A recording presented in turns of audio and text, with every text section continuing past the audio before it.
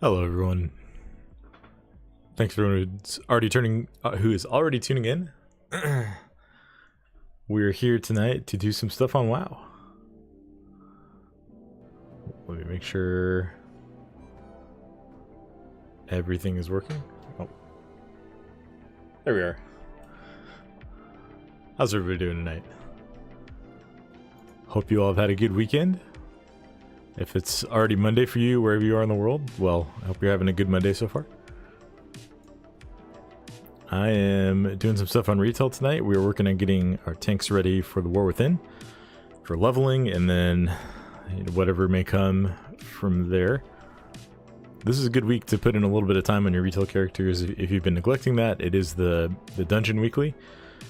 There's only a couple of days left on it, but if you do 4 dungeons, you get 2 extra bullions, which gets you any raid trinket or very rare item or weapon that you want. So we're working on that. I still need to do 2 more on my Death Knight here, and then I have 3 or 4 that I need to do on my Druid. So we're probably going to hang out and work on those tonight. My Druid is very, very undergeared, so that'll probably be some low keys. But we'll be having some fun. We can talk about how things are looking in the beta, talk about how things are going in Season 4. I'm going to go ahead and queue up. Let's do my own key here. I did an 8 last night with one of my guild friends on this character, so hopefully we'll end up taking that item out of the vault. But I do want to get the 4 dungeons finished for the weekly, and then we'll look to do either a normal or like LFR raid just to get some catch-up bullions as well, because my DK is a little bit far behind. So far I've only purchased the upgrade item for Fearlath, and then is that the only thing I purchased? No.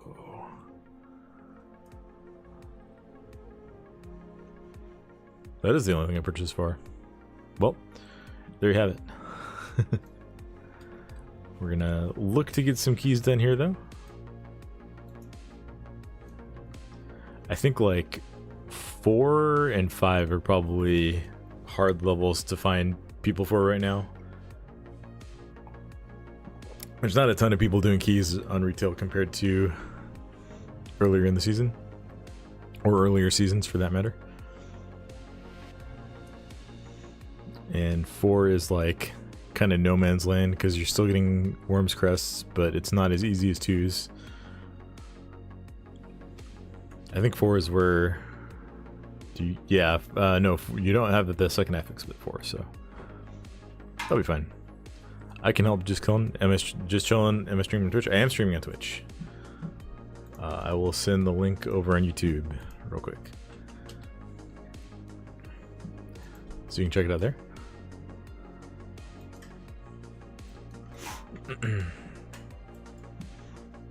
Yeah, my DK handled +8 Noku just fine. Hey, thanks for the follow on Twitch. Really appreciate it. Yeah, my DK handled a +8 Noku last night just fine, so I don't have any hesitations about being able to do some 4s with whoever queues up here.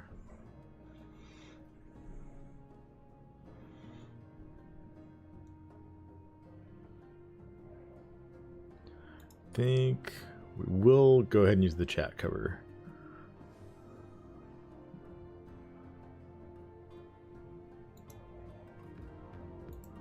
Just because we don't know who's gonna show up or say anything, and then I'll just drop myself on the side. Hopefully that wasn't too disorienting for anyone.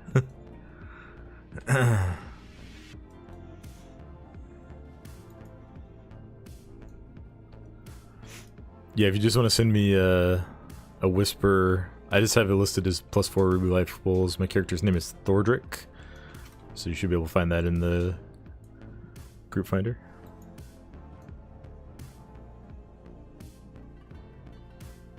Just send me a whisper and I'll give you an invite.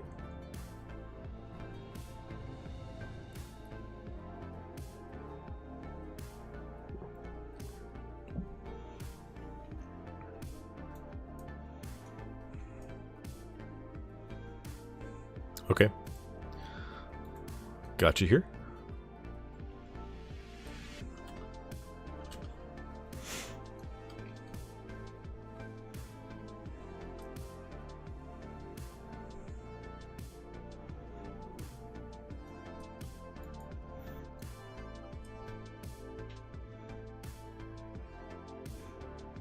This is just a +4, really doesn't matter who we take, I'll just take this paladin.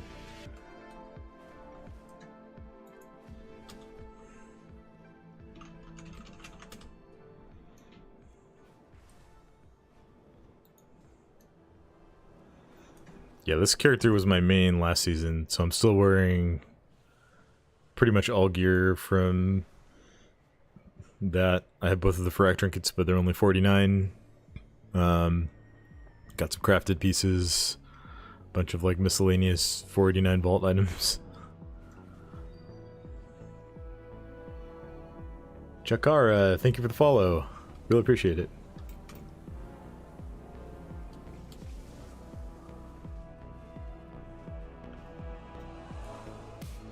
We'll go ahead and get everybody some.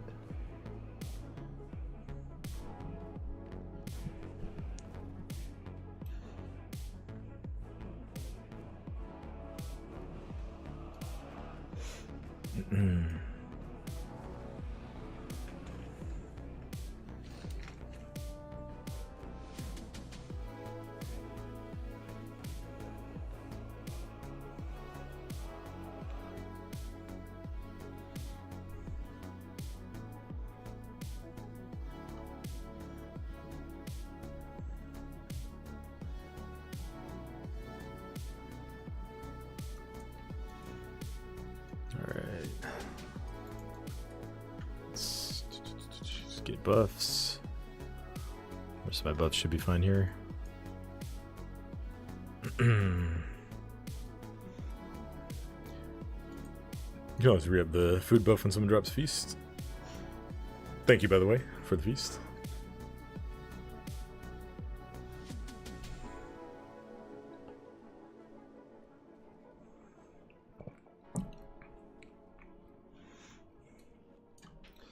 I'll get a ready check.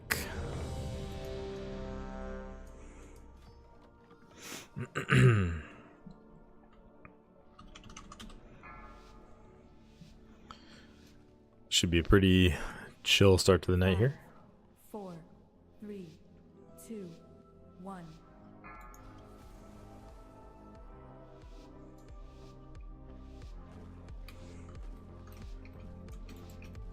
Yeah, I can't jump. Why can I not jump? That's interesting. Watch your step. That's very interesting.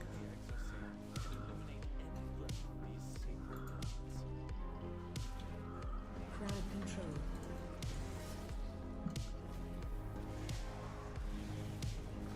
control. Watch your step. Crowd control. All my other buttons seem to be working. I just can't jump. Alright. I mean, I don't think it'll be a problem, but... Crowd control. Watch your step.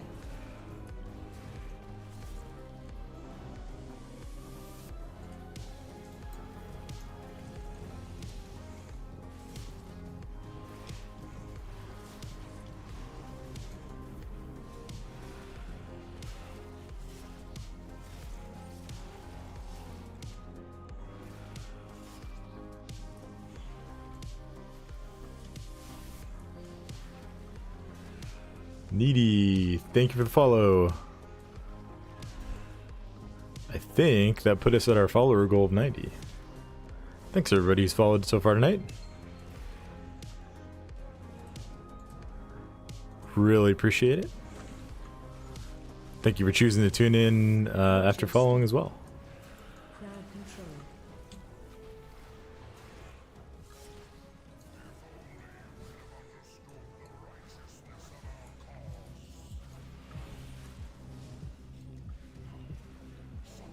Oh, got a little bit of a bigger pole going on here. Crowd control.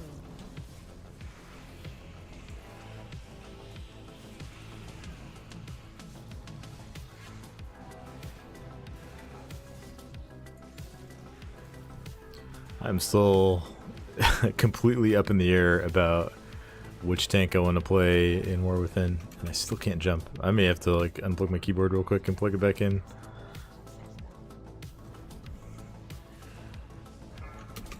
Oh, there it goes. Okay, I don't know why it wasn't working for a while there, but don't stand in front of the charge. Get our bone shield stacks back up. Yeah, I feel like between Warrior, DK, and Monk, whichever tank I'm like playing on the beta, that feels like the one that I want to play. So I'm hoping I can narrow that choice down. Charging. Move. I'm thinking DK, Monk, Warrior based off of feel. Yeah, I'm in the same spot. I think those three tanks all feel incredibly strong. I really want to like Druid. Druid has been like my long time. I mean, like my Druid is my most / played time on my account by a decently large margin.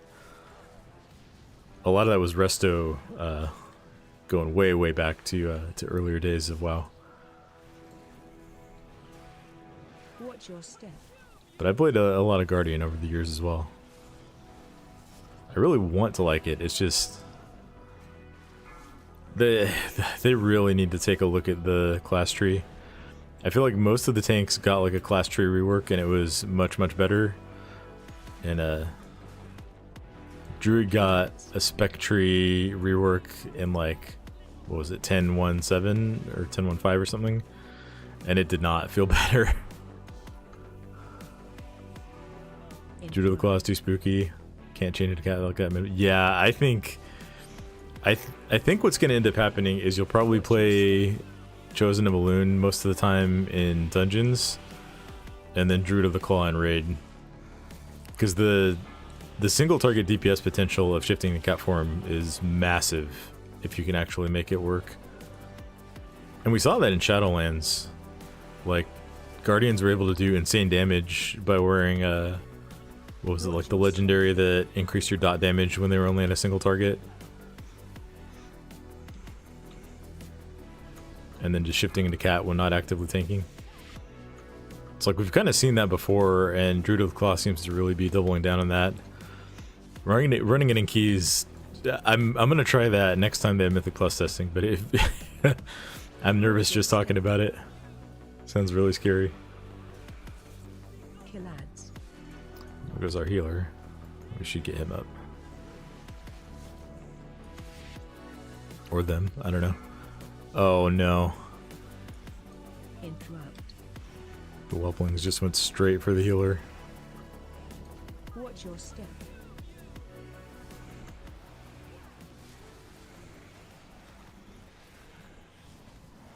Well, oh, I got stunned. Okay, that's not great.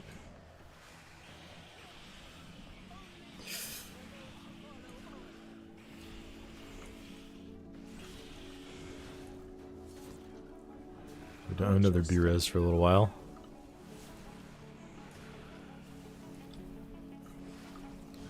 I mean, we should still be fine. Like 2 DKs on this boss should be able to handle it. I just gotta rotate defenses wisely. Watch your step.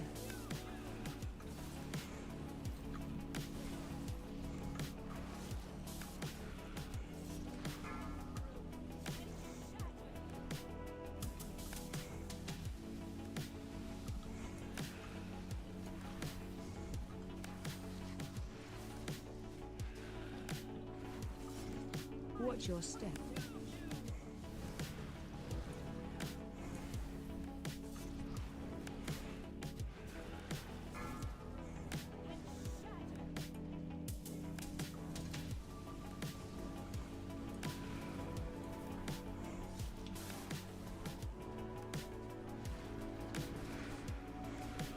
Watch your step.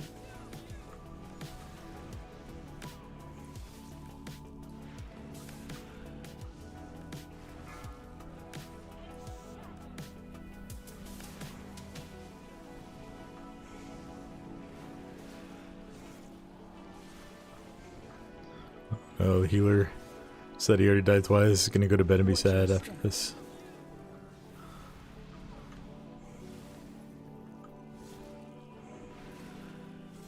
Yeah, 2 DKs. Got enough. Yeah, a scenario like that, Druid of the Claw would feel really, really spooky for sure. I haven't actually tested with that though. And like the arcane build felt really fun.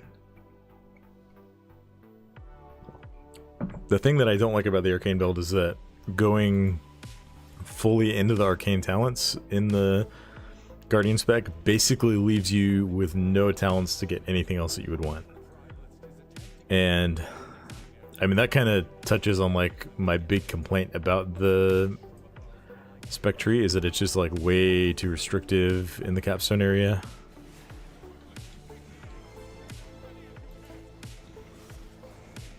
Crowd control.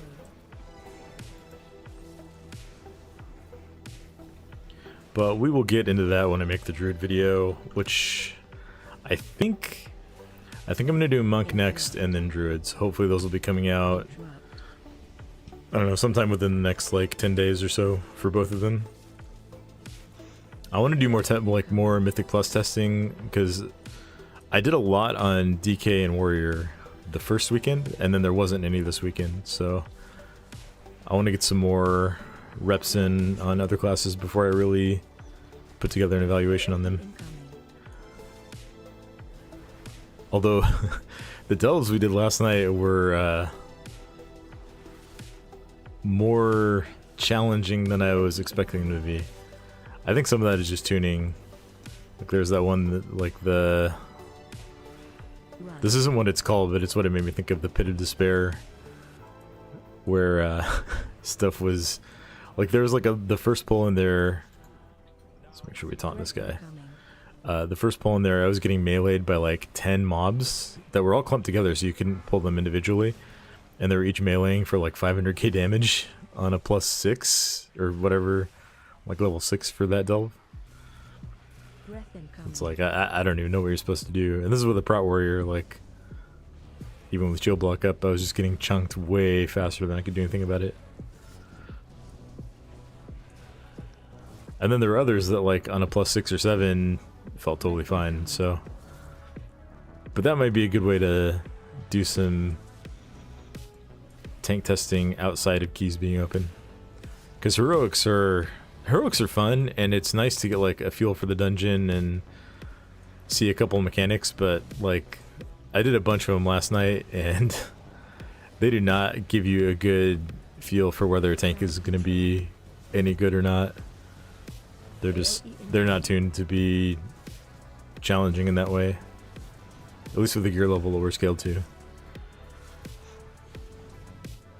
And especially when you have a mage doing like a million, or like 1.3 million single target DPS. Like that was just, bosses died before they could do anything even remotely dangerous.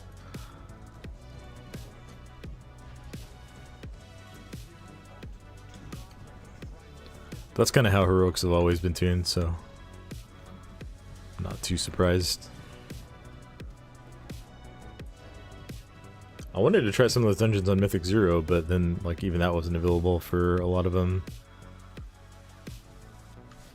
I think like Siege of Borealis and Necrotic Wake were the only two that you could even port into with it set to Mythic, so...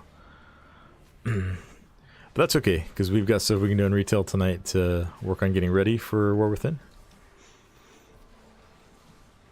Crowd control. Yeah, I don't have a final decision on which tank I'm going to play, Incoming. but I want to at least have Incoming. my tanks in a spot where if I say like, okay, I'm going to play DK, then, you know, I just have to do a little bit of crest farming maybe to catch up and upgrade everything. Oh no. Crowd control. I don't know how that got pulled.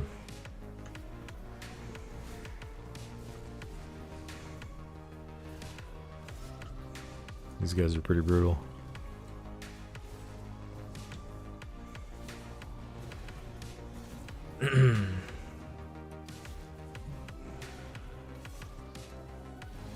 AOE incoming. Crowd control. AOE incoming.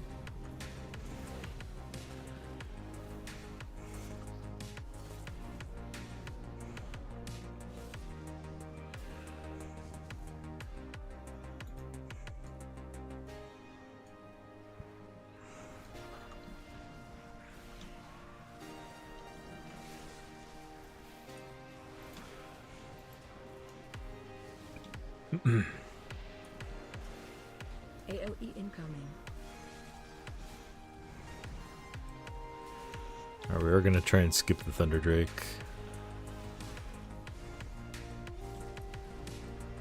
Which means we should probably back up a little bit.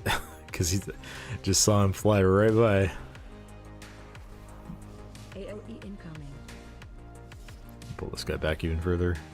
Run. Just make it nice and easy to dodge and skip. Alright, where is... He's coming back in. Nope, that wasn't him. Breath incoming. I don't see him, so I'm gonna run through, but hopefully this is not like famous last words situation. Oh, he got pulled. He's way back there. Okay. Well.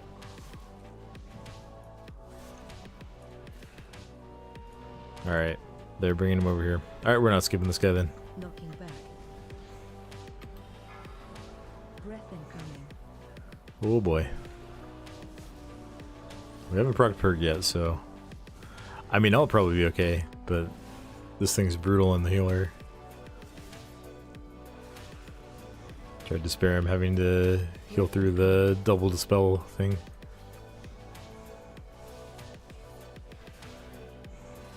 Knocking back.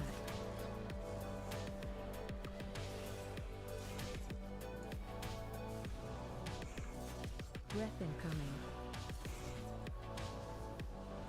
Just make sure we don't get knocked into the boss here.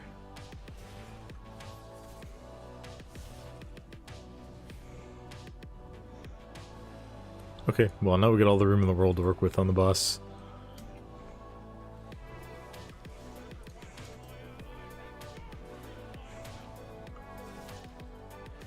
Killads.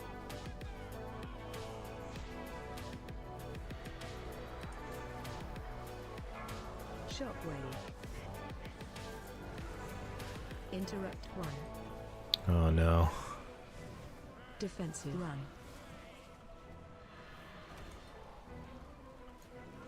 Well, there goes Purg. Healer's out of range. I cannot get him up. Watch your feet. Killads. Don't stand in that. Please don't stand in that. Shockwave. Oh, that's bad. Interrupt 1. Defensive. Interrupt 2. Run. Fate now. Shockwave. Okay.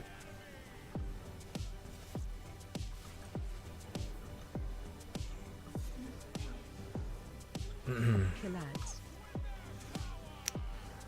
Fate now. Shockwave. Interrupt. Okay. Defensive. Interrupt 2. Run. I have to run pretty far over here. We do not have another B-res for the healer, so Shockwave. well. Hopefully the three of us can self-sustain enough to finish off the boss. Killads. Fate now. Shockwave. Interrupt. Defensive. Interrupt 2. Fate now. Interrupt 3. Shockwave. Run. Well, that's not great. Watch your feet. Okay, I think we still got this. Killads. Fate now. Shockwave. Defensive. Interrupt 1. Interrupt 2. Interrupt 3. Shockwave. Interrupt 4. Interrupt 5. I'm kind of running out of buttons here. Interrupt. Bait now. Okay, gonna have 2 ads up. I think I just need to focus boss. Like that's the only way this is actually gonna happen. Defensive. Run. Unlikely now. Very unlikely. Bait now. Especially if we're getting stuck on a flower there. Interrupt 4. Shockwave. Gotta keep trying though. We got Lichborn. Interrupt 5. I'll have AMS in 5 seconds.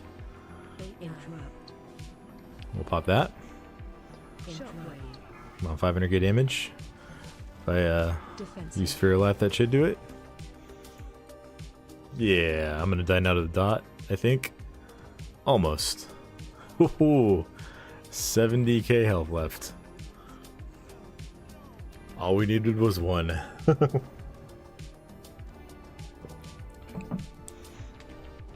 I'm gonna have to wait for the healer to come up. I don't think I have any food. I mean, I guess I have like buff food, but it restores 200k health, and I'm currently missing 1.5 million.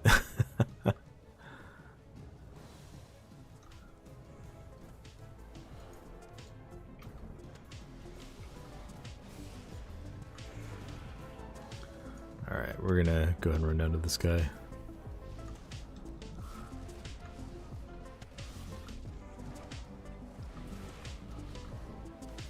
Okay, guys, come on down.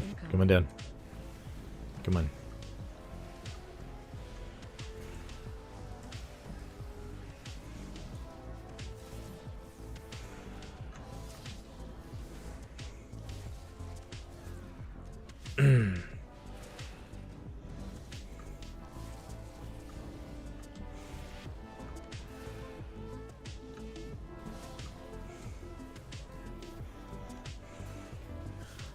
Well, the last boss might get interesting here. We'll see how that goes.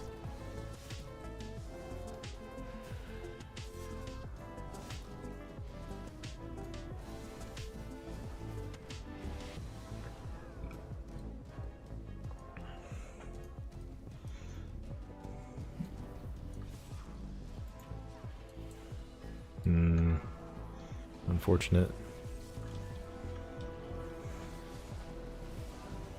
Oh, there's Berg again. AOE incoming. Pop a real defensive.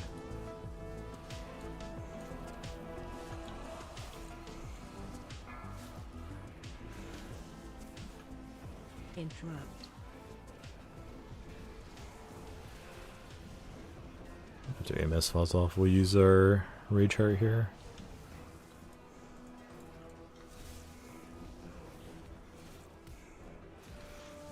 After this guy dies, we're just gonna pull the little guys first. Get a defensive or 2 back up for the final pack there.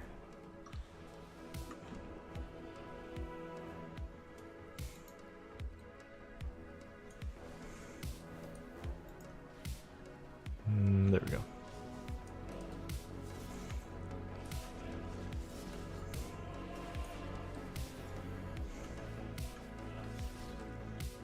Oh, here we go. They're coming in. That's not great.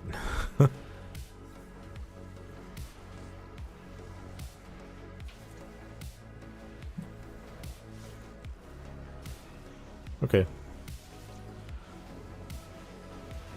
We should have enough juice to get through his big shield now. Attack shield. Yeah, easily. AOE incoming.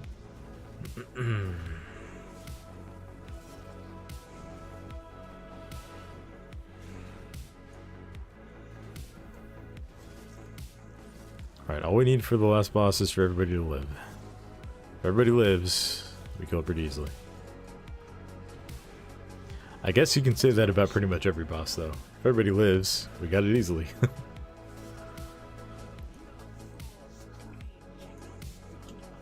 Just live, friends. We got this. Breath incoming. Defensive.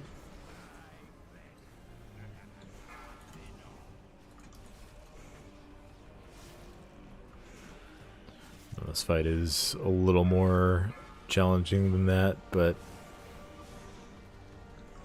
I gotta believe we can do it. Defensive. Breath incoming. I'm gonna use Fearlath on these guys here. The more damage you can get onto the dragon in phase 1 here, the better. The easier phase 2 is gonna be. Defensive. It's a little more challenging with a full melee group, Breath incoming. because you have to wait for the dragon to land to target it, but we can make do. We can make do. Defensive. Oh boy. Yeah, I need to respect that.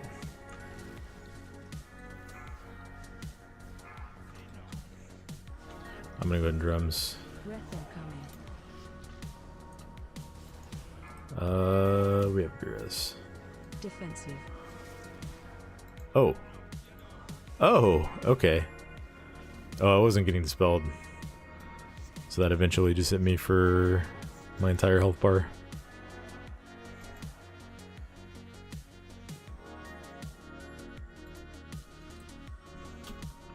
Gotta dispel me.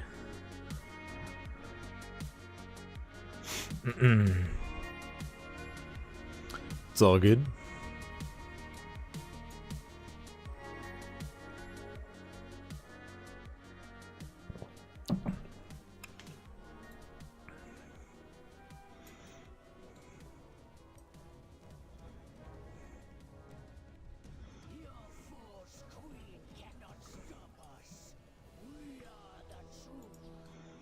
We'll go ahead and kill this guy, so just so it doesn't get face pulled during the fight.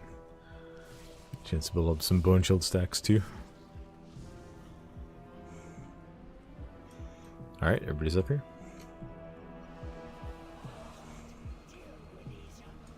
Breath incoming. Defensive. There we go, we got dispelled now.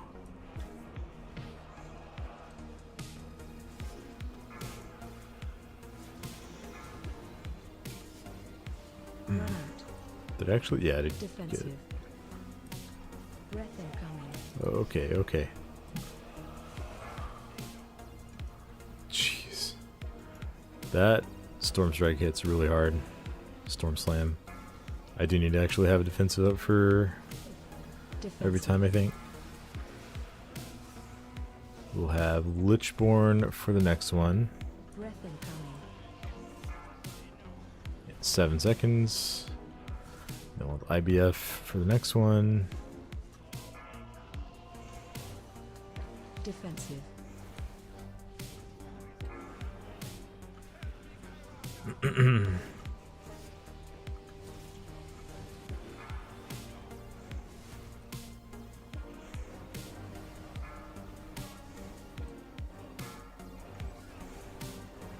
Breath incoming. Okay, by the breath.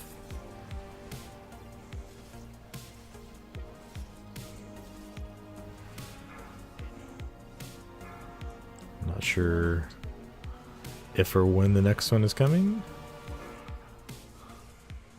Breath incoming.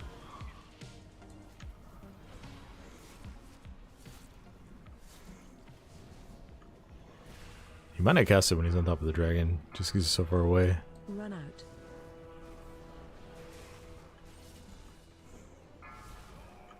Breath incoming. Nope, he definitely hit it that time.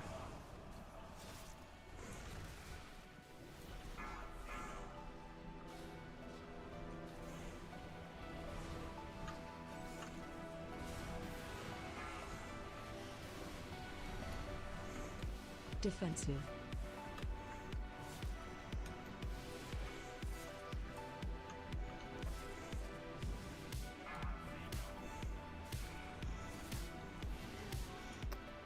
Look at that, we still timed it. Nice and easy. Got a cloak that I don't know if I actually need. Did I get a cloak last night? I did not. Okay. Haste Mastery. Love that.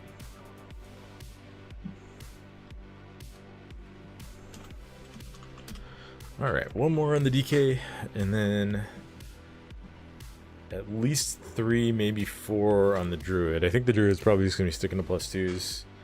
My Druid is extremely undergeared. I mean like 460 something eye level undergeared. It was like an alt for me in Season 2. And so it's got like very very mediocre Season 2 gear. Although a lot of it's been replaced by just world stuff.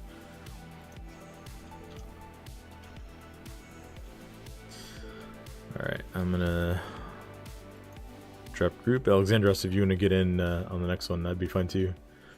I'm just gonna drop a dude too. We'll just slam this. This character's gonna need a lot of Worm's Crest anyways.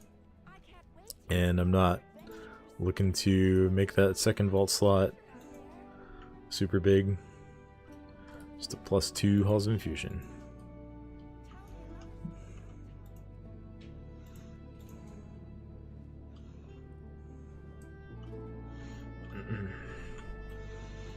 Let's see.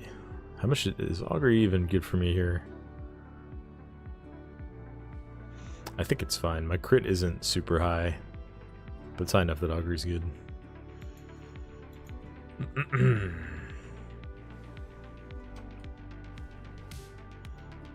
You know what? I should have the port to Halls of Infusion actually. Yeah. I don't think I actually did any keys on this character in Season 1, but I have the Season 2 ports. Cannot chat on Twitch, but okay to help another. Oh. I thought, I think I have chat set to follower only. Oh. Okay. You should be able to chat now. I think I misread what that rule was. I was getting spammed by bots the other day, and so I set it to follower only, and then I put it to 1 day thinking like it'll be in follower only mode for 1 day, not realizing that was like you have to follow for a whole day before you can chat. Well, I feel kind of foolish. Sorry about that, everyone. Everyone who's followed in the last couple of days only to find out you can't chat. I apologize for that. Let me get you back in here. And then I'm going to go ahead and list the key. Oh, it is listed. Alright, we're going to take this mage.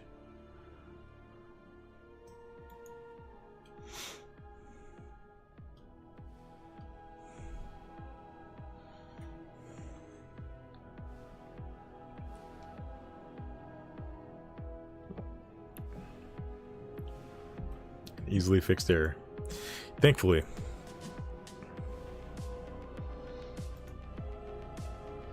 Yeah, I had a bunch of bots joining my Twitch chat and spamming links to places where you can buy views, and I was like, no. Getting an AUG as a tank always feels good. Thank you for sure. Yeah, it does.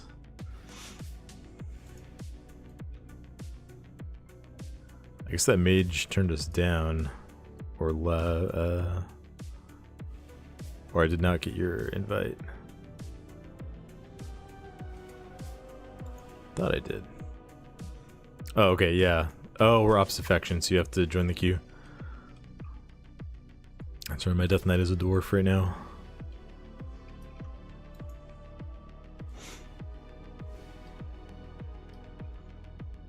I like some of these bugs. Yeah.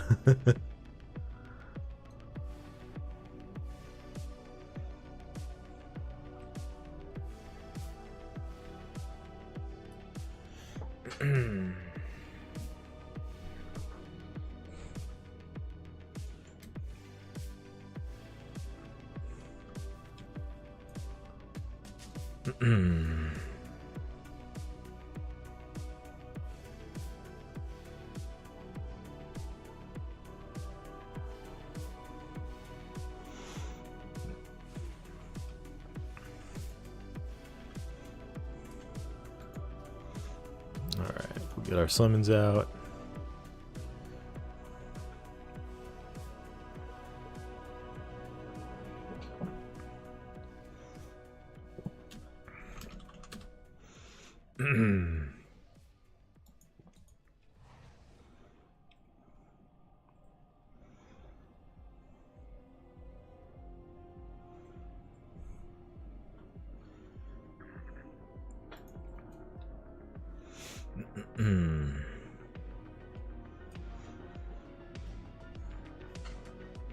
Alright. Let me ask you guys in chat this. Would you be interested if I do vault videos for my tanks for the rest of the season? That's something I did in earlier seasons and got some decent interest on them. But I was only playing one character for most of the season, and I felt like that would just not be really interesting. But if I'm going to try to do keys on all the tank classes, then that might be a little more fun. My Demon Hunter is at the point where, like, I don't even need sockets, so that probably won't be featured. But the all tanks, they could all use a little bit of gear. Might be a chance to kind of keep up what I'm thinking on.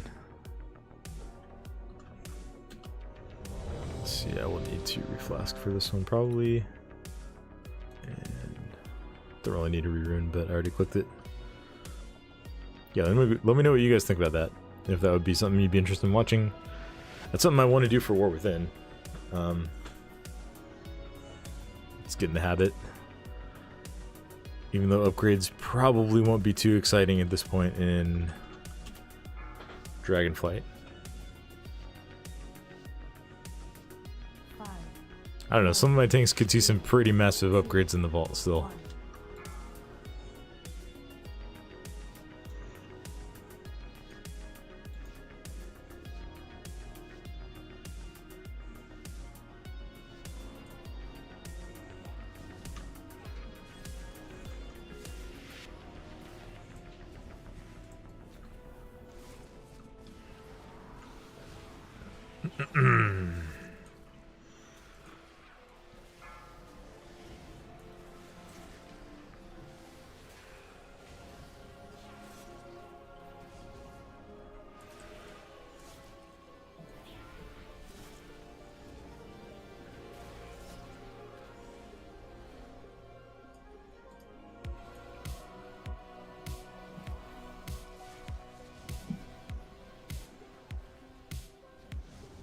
Interrupt.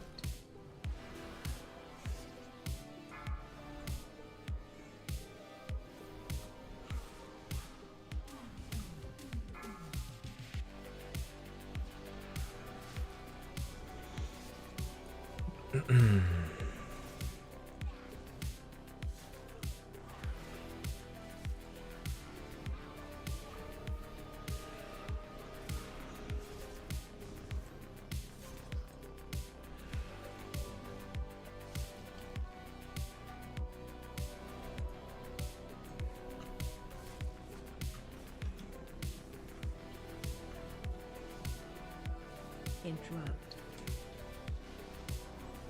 Make sure we don't stand in that guy's jump and dunk.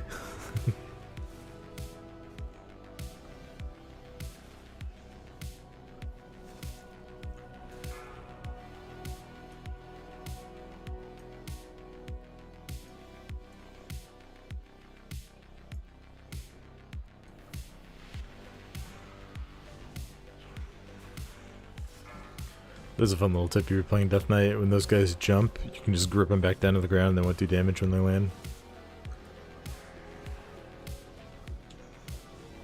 Not always the best use of grip, but these pulls are close enough that you don't really need to grip a lot of stuff in from far away. And for this one, I will have A-Bomb Limb up going into it.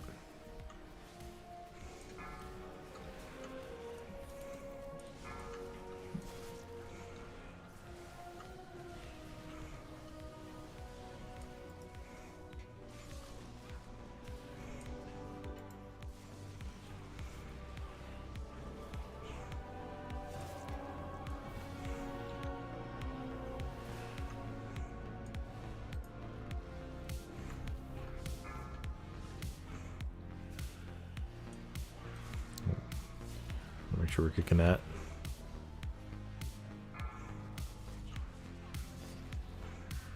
Interrupt. Interrupt.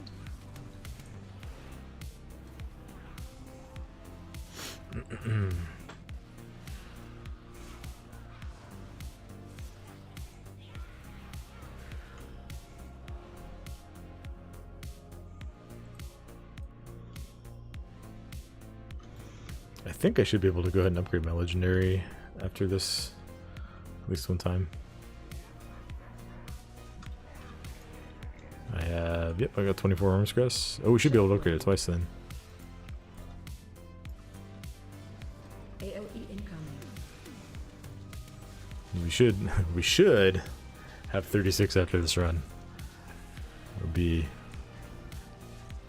this group is doing just fine. I mean, knock on wood and all that, but I don't see a way we don't time this key. Watch your step.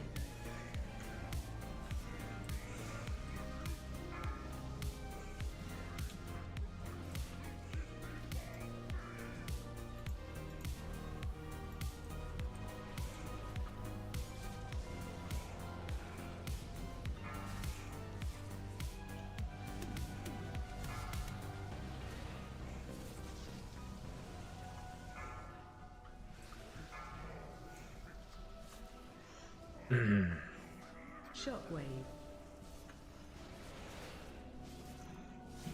AOE incoming.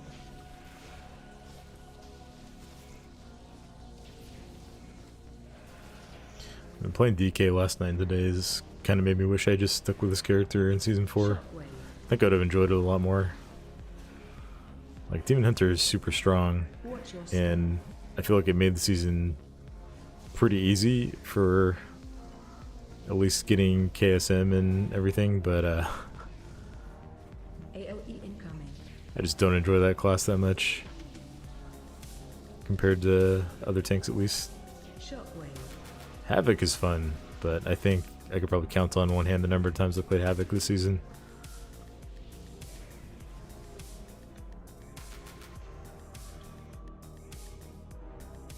Let's get a nice little Path of Frost here.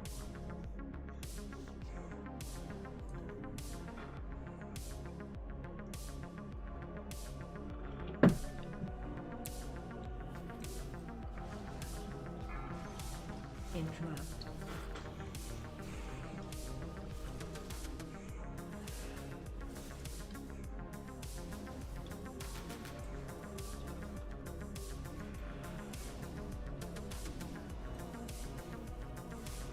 No, our mage died.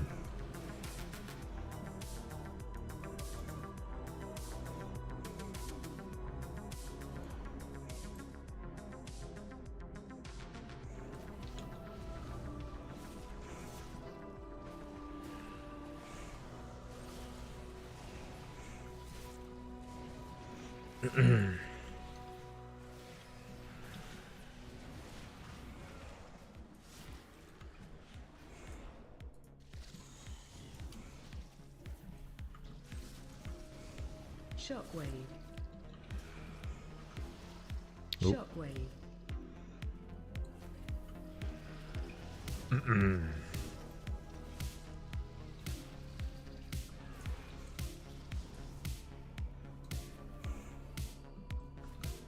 Shockwave.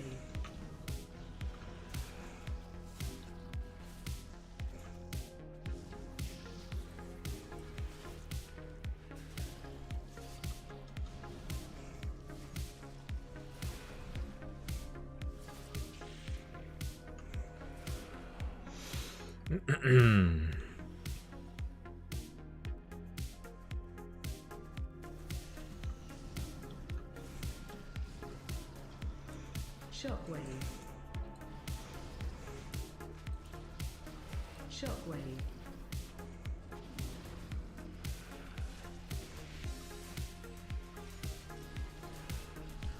Now, one fun trick you can do in this dungeon, my fellow DKs, and I don't recommend this, I feel like it's my responsibility to speak it. If you're playing Gorfien's Grasp, and you notice that someone has a lot of stacks of the poison, and they have several frogs targeting them, You could help out the frogs by using Gorfian's Grasp on that person, and then all of the frogs will get pulled into melee range. Now, what you do with this information is up to you guys, but it is something that you could do if you have a friend who you want to get a reaction out of. It's not quite as good as the the slimes in the like Mechagon area of the other side. That was an absolutely brilliant place to Gorfian's Grasp one. Interrupt.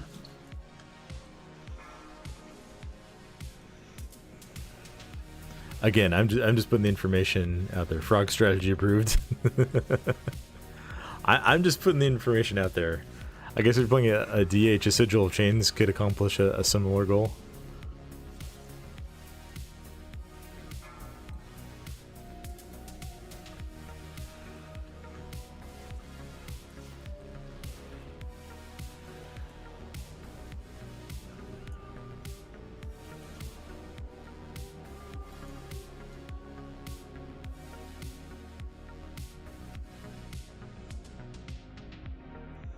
I'm actually not even running it in this dungeon, so I don't even have the option. AOE incoming. Or the temptation, I suppose.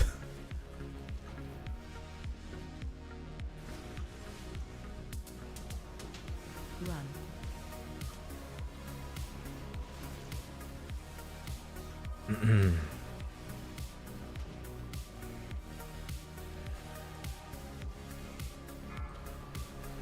I guess if you're a priest, you could do a similar thing with life grip, just like grip a frog or grip someone right into the frog they're trying to run away from.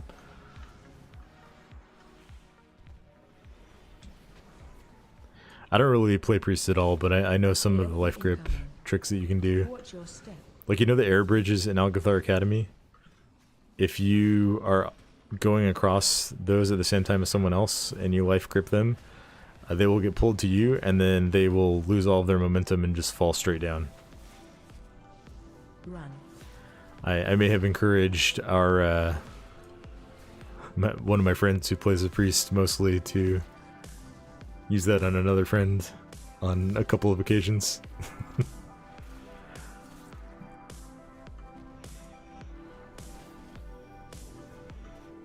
You got to know the ways to mess with your friends in a game, right? Watch your step. I mean, it's not my fault Blizzard designs their game in a way that you can move people around the battlefield.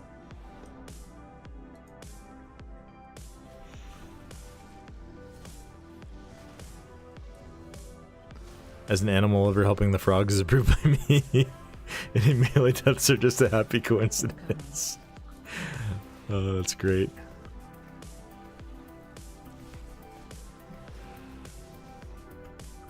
Yeah, the frogs are just trying to have a little snack, right? Like, it's not their fault that your friends are who they're trying to snack on. No live demonstrations. Yeah, again, I don't have it talented, so I'm not able to do a live demonstration, at least in this key.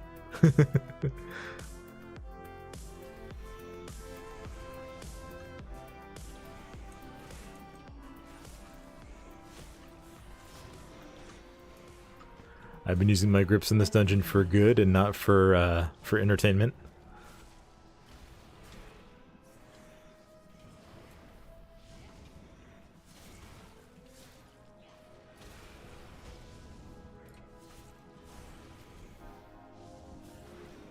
We'll kill this dragon and then we'll go to the next bowl here.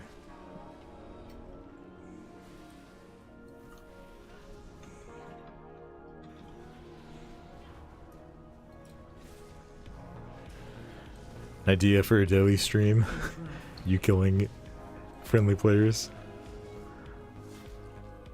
I have many recordings in my, if you look at my VODs, from raid nights of good SWAT blaster locations.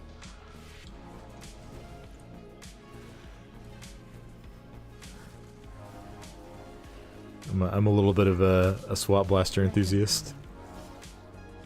I will say though, the first night that I raided with this guild, someone tried to swap blast me, so.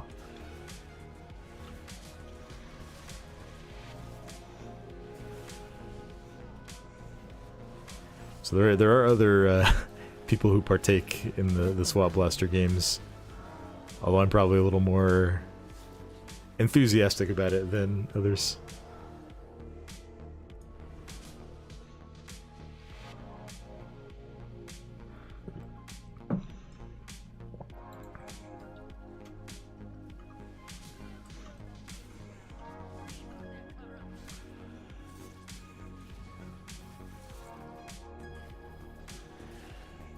I do have several friends who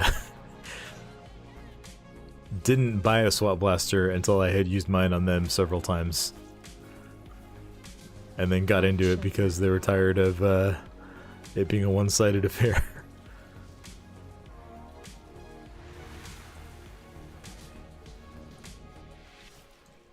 Watch your step.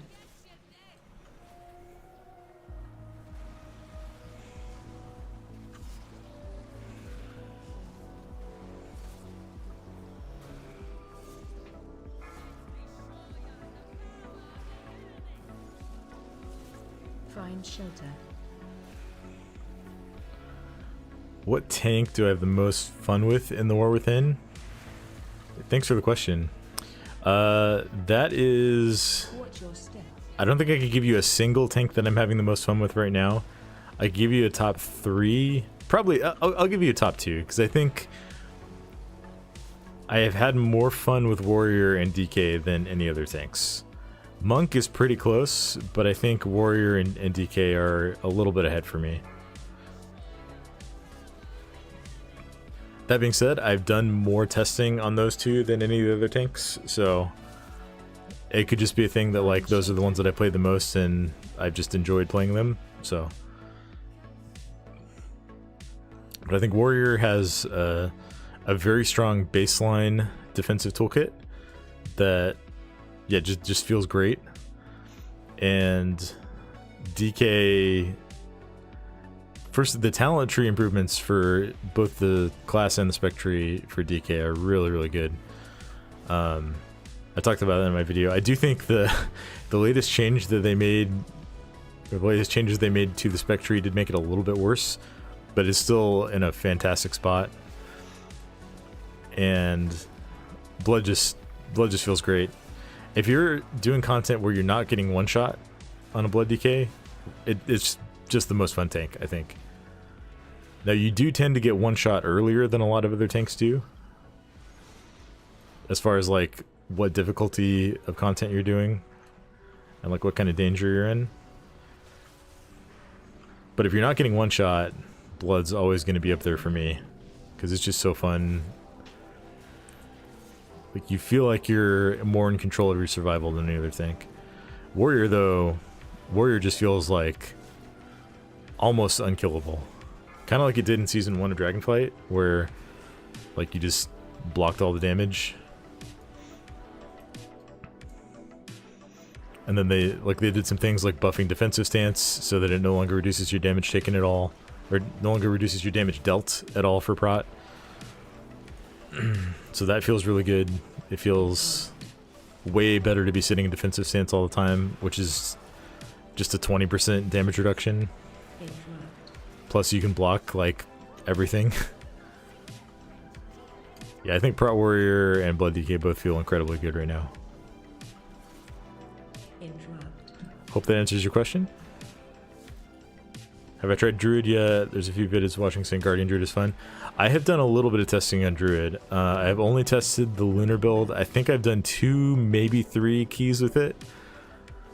I did a fair amount of heroics with it too, and it is fun. I think the things that I'm not thrilled about with Guardian are more like outside of the gameplay.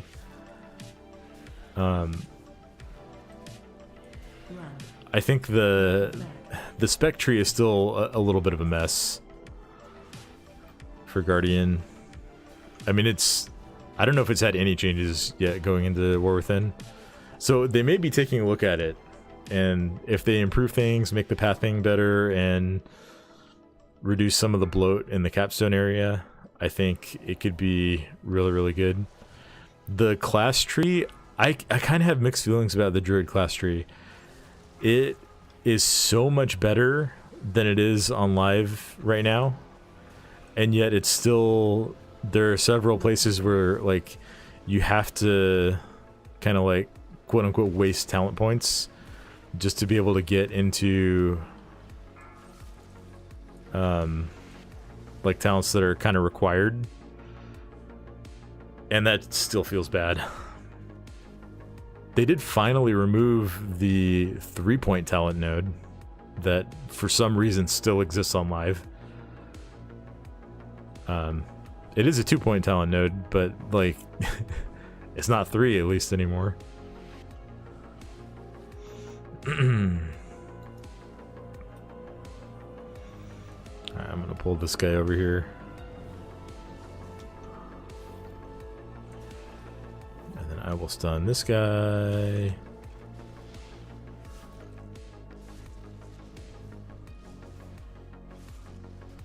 Did we just MC one of them? No, they're killing him over here. Okay.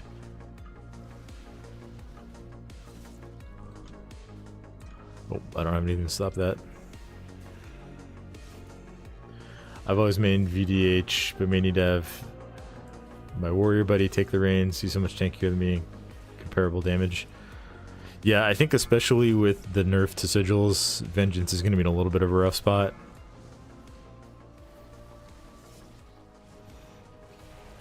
I think, I mean, look, we're never going to get confirmation on this, but I think Blizzard doesn't like having one class just continually be the meta spec multiple tiers in a row, especially in the tank and healer categories.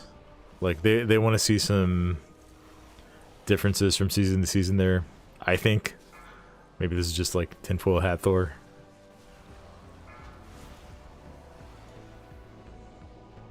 Easy key. But the fact that Vengeance has been like it was meta in season 3, and it's like it's even more meta in season 4.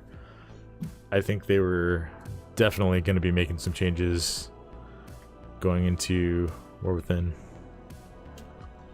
Yeah, I'll take that helm if you're not going to use it.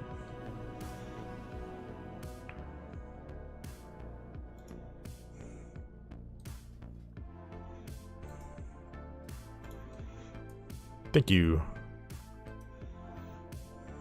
Okay, there we go. Okay, we can turn in the weekly on the DK here. And then we'll go buy, I don't know, something.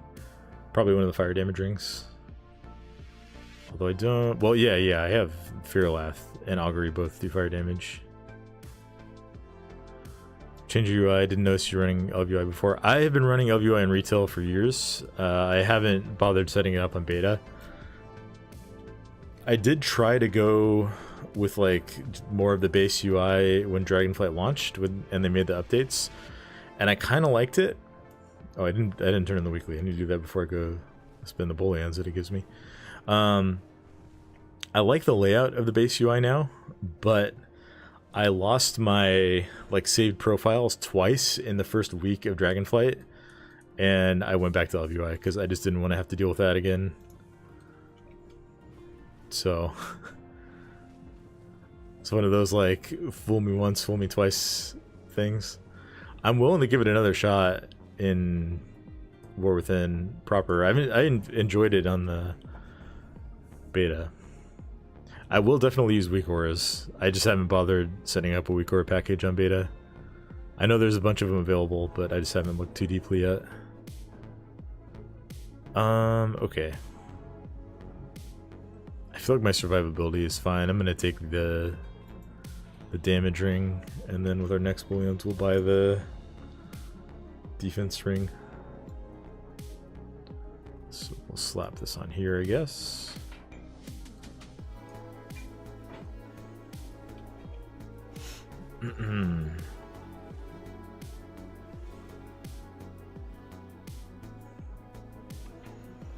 Yeah, I've been using LVUI on retail since Legion, I think. Maybe even WoD. can upgrade twice.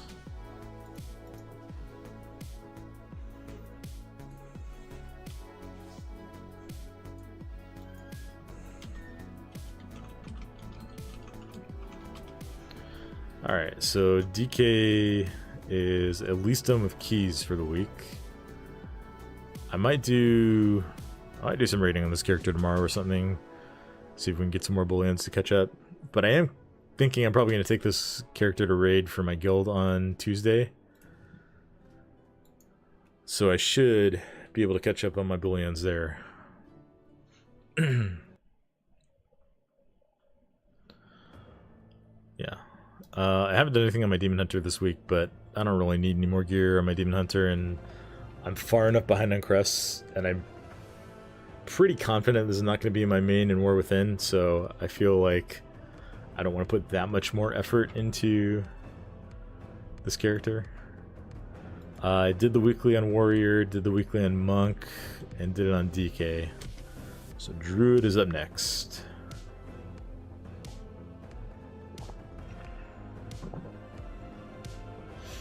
I'm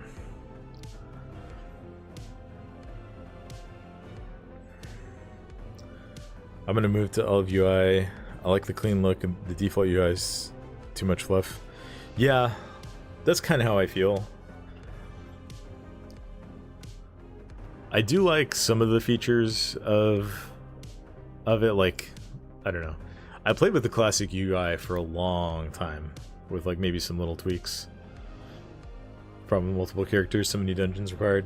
Yeah, I mean, this week is nice because there's like the low-hanging fruit of just doing 4 dungeons to get the 2 bullions. Oh sweet, I've already done one on this guy. Oh, I did one and I think I +2 or 3'd it and it went to a Hall's Infusion, so I just dropped it back down to 2 immediately. Because as you can see, my druid is not very geared. It's level 428 helm. I did buy a Jarun. I think I bought Jarun and I bought Rageheart. So I've got a very strange combination of like Season 3 cheat death trinket that was never upgraded, 493 pants, 421 bracers, ingenuity crafted bracers. These are from Season 1, man.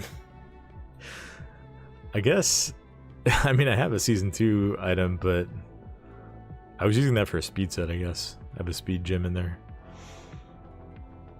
So, yeah, we've got some work to do on the druid. I don't think this will be my main, but on the off chance that they like make some really nice changes, I want to at least have it in a place where I'm not like starting from 470 3 weeks from now. So yeah. We'll at least do the weekly. And then I'll probably, let's see, I did 1 Wing of Elfar just to get some bullions. I should probably do the rest of it and try to get the helm enchant. I don't know, I'm not doing anything serious on this character in the next 2-3 weeks though, so helm enchant's not important.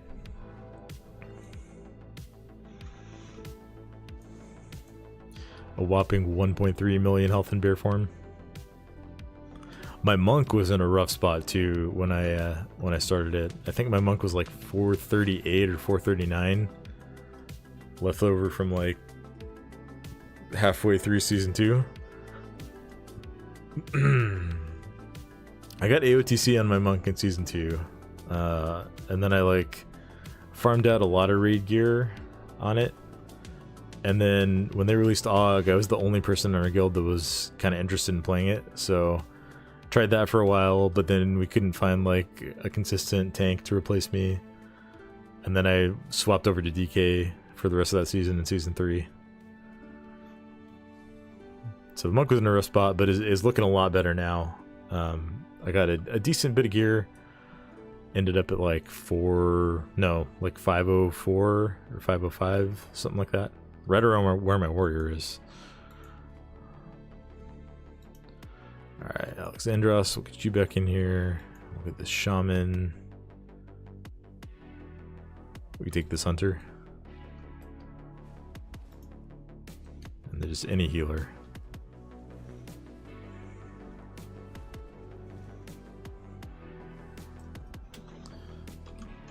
Yo.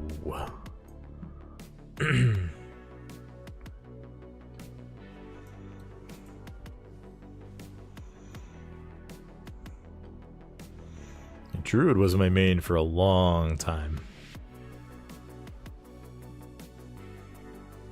I actually played it a lot in Shadowlands too. But the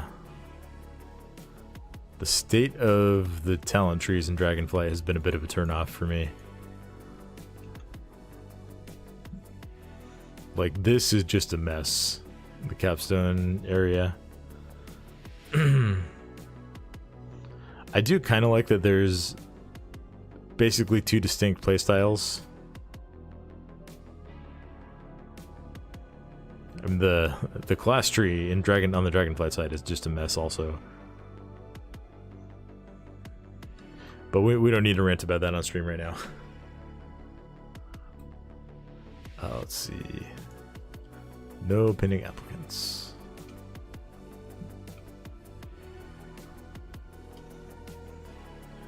Yeah, Druid is one of the 2 characters that I got the challenge mode set on all the way back in MoP.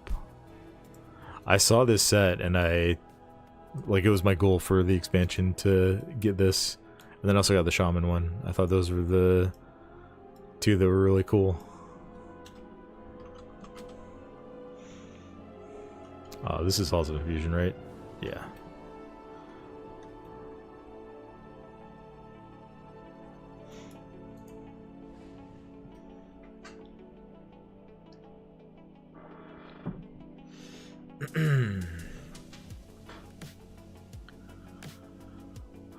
I did make a video, this was I think in early BFA, with like my LVY profile, my weak auras, because at that point I was making my own weak auras, so I don't do that anymore. I don't have time for that. There's too many people that make good packages and give them to the community for free. But maybe I'll make one with my LVY profile if people like it and are interested. It's pretty close to the baseline profile, so I don't know. I don't think it's that good of a setup compared to what you get out of the box.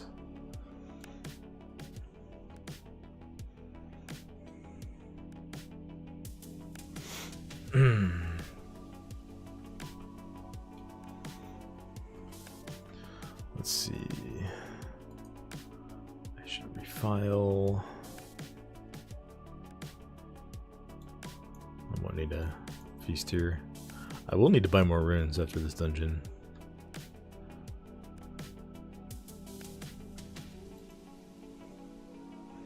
Yeah, my druid's kind of in a spot where it needs anything and everything I can get.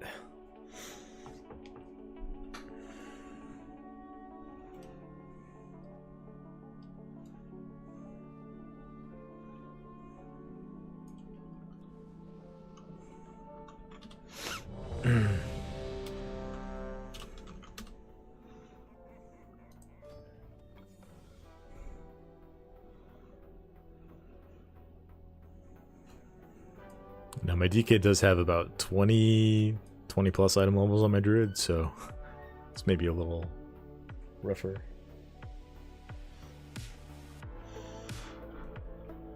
I don't think it'll be too bad though.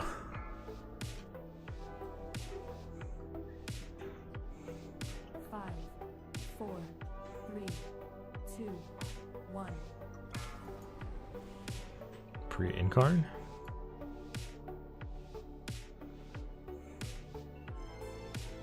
I need to unbind Rage Heart from Incarn. Like, I do not need to be stacking those.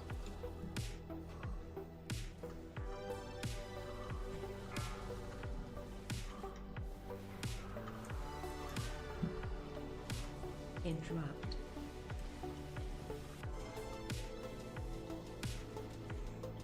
I especially do not need to be pre-Rage Hearting in dungeons. That is an incredible waste.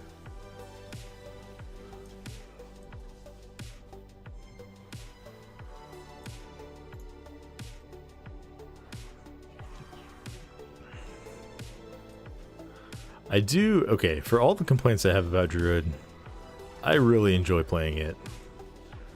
Like, there is not a tank that feels more chill.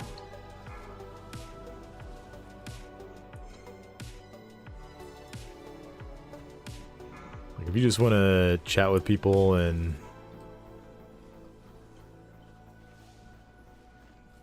do some easy content, Druid feels really, really good.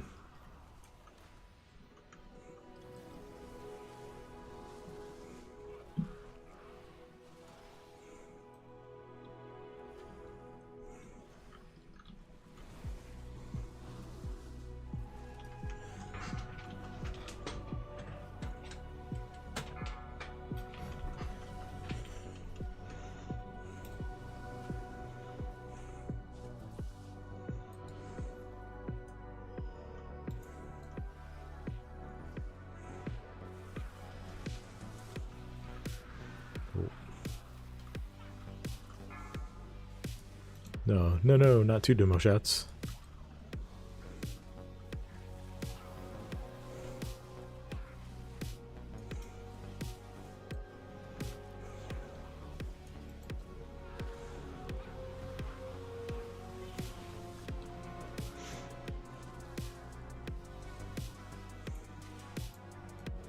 Interrupt. I don't know, sometimes it feels super chill and then sometimes you just feel super squishy.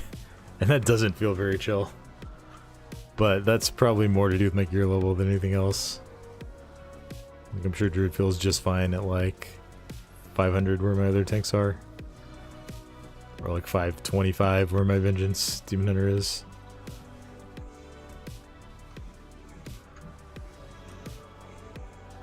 I feel kind of torn sometimes because like sigils definitely make it everything feel easier.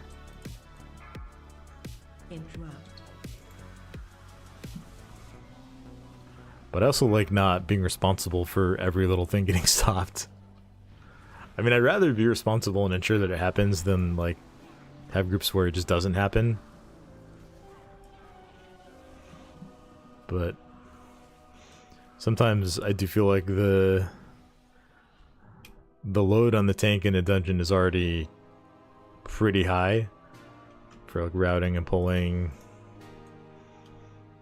rounding everything up.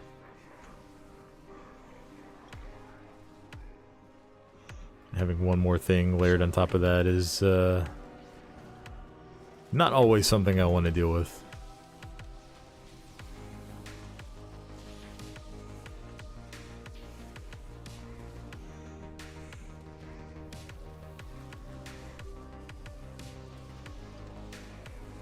Shockwave. Watch your step. This Holy Shaman is bumping.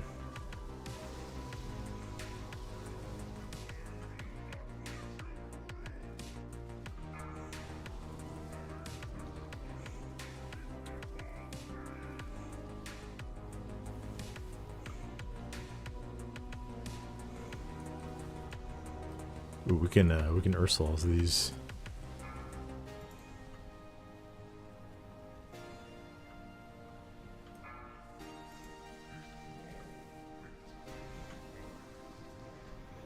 Oh, better get the tank up or the healer up. AOE incoming. I think I also just feel really comfortable on Druid because I have so much playtime on it over the years.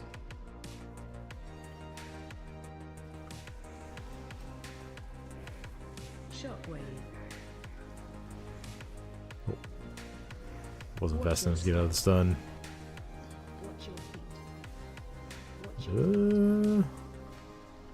AOE incoming. Oh boy.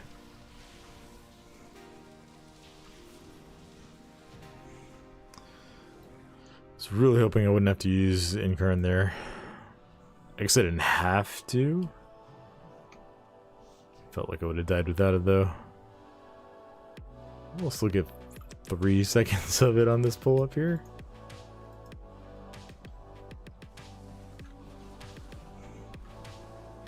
Just enough to get 2 thrash stacks up.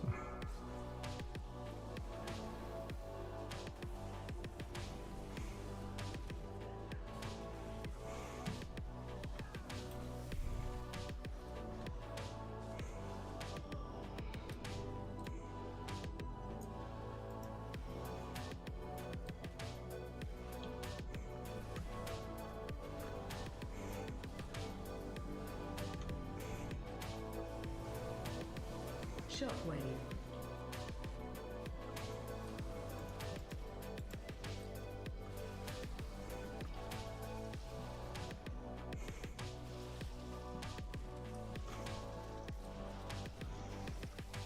Dream of Zenaris has some fun play with it too.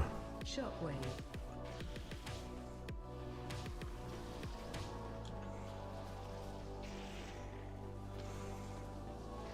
Getting like a little druid lay on hands.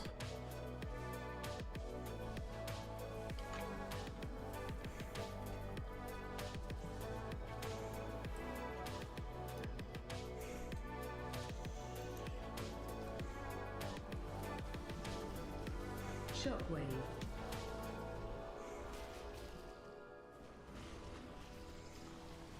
That was our High Mountain Tauren racial ability. Bull Rush.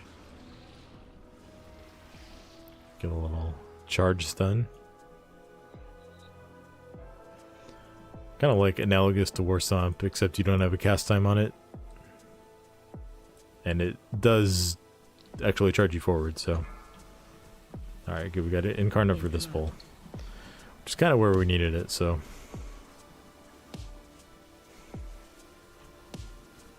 I guess needs a strong word in a +2.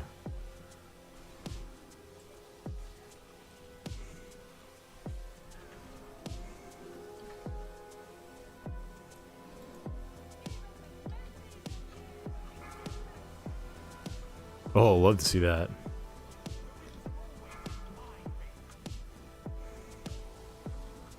See, that is one thing that feels bad about going for the full arcane build. Is you can make Thrash do arcane damage, but you don't have any talent points to go into the left side of the spec tree and get the Thrash talents. So like I had Thrash proc off of itself 3 times right there via Thrash and Claws. And if you're going full arcane into like Lunar Beam and then all the other arcane damage, like it's impossible to get that talent. Even though Thrash is dealing arcane damage and contributes to things like cooldown reduction on Lunar Beam, like you just won't ever be able to see that. It's pretty rare for that to happen. Like,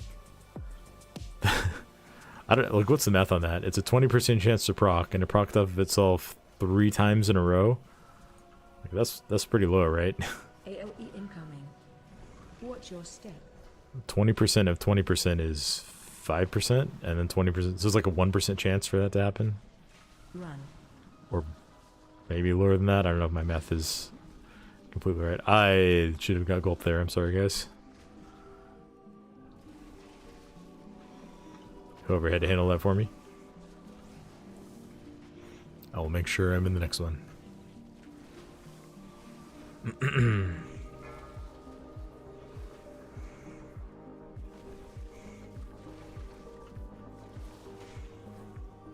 AOE incoming. Watch your step.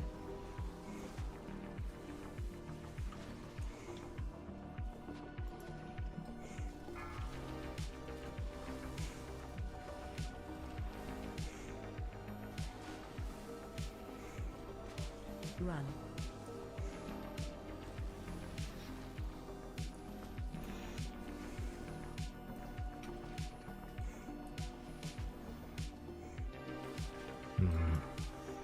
Do I do not have my clones right now. Didn't need it. Busted.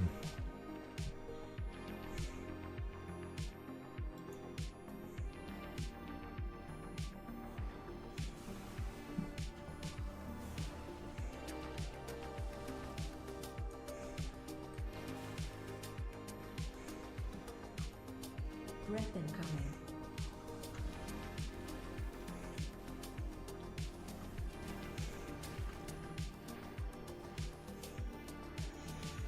Stunned, but I had survival instincts rolling, so we're okay.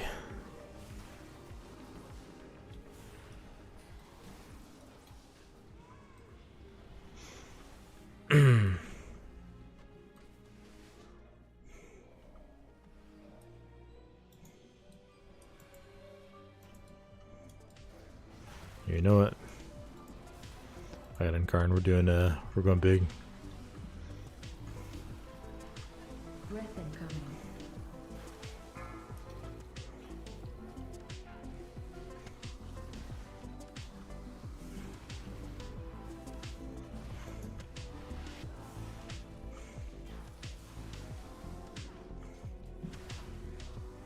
Breath incoming.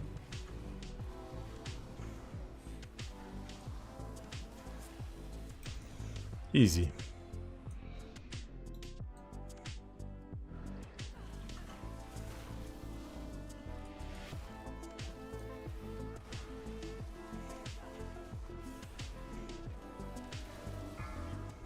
Breath incoming.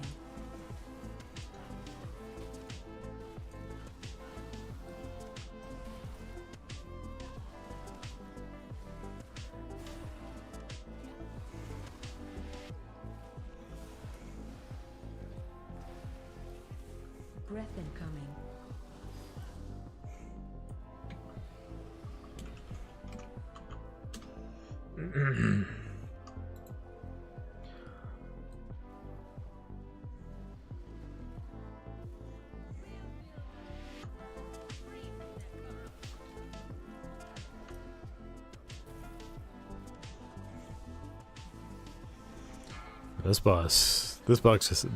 This boss, not box. This boss actually does slap a bit. Find shelter. Oh, you're slow.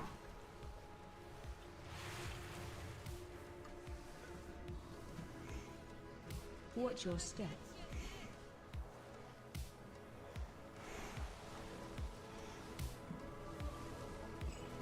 Let's make sure we don't take out that,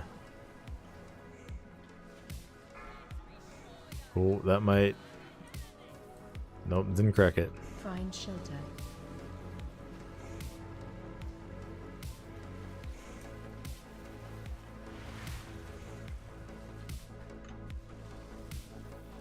Watch your step.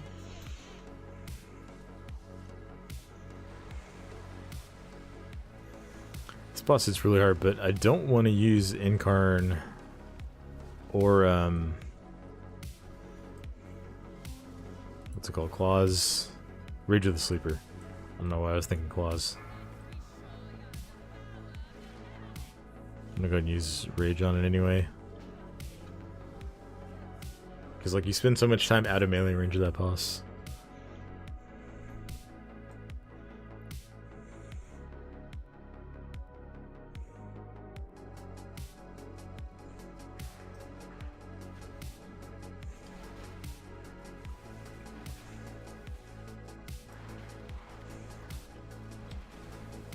Yeah, we will Incarn this bull.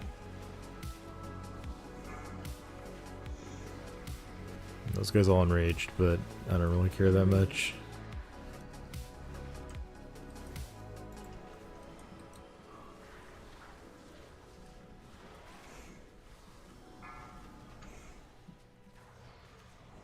Oh, don't get hit by that.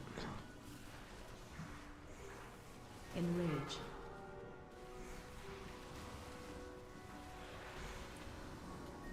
Breath incoming. Enrage.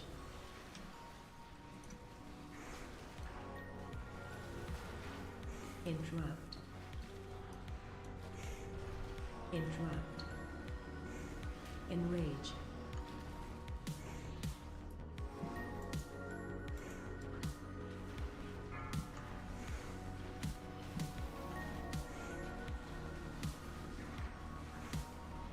Enrage.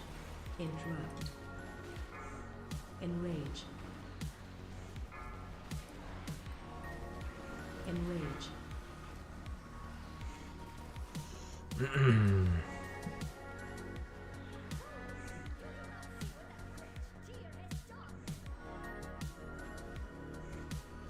Interrupt.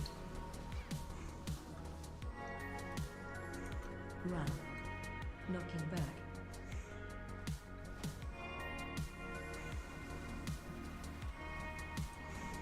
Enrage. Interrupt.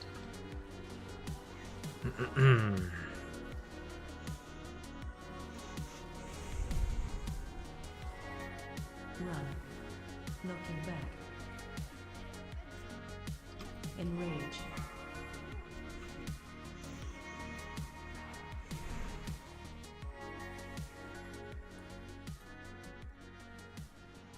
This boss is kind of hard too.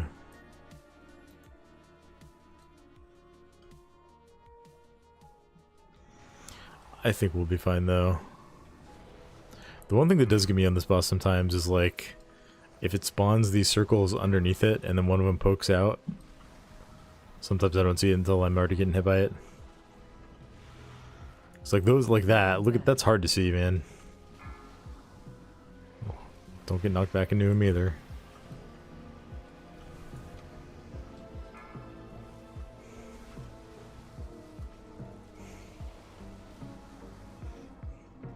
Alright, we're going down the side anyway.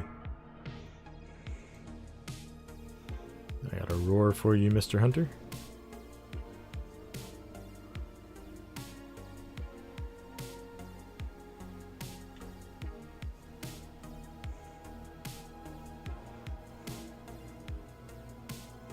Let's see, I do not have any good CCs for these. So I'm just gonna dot them up.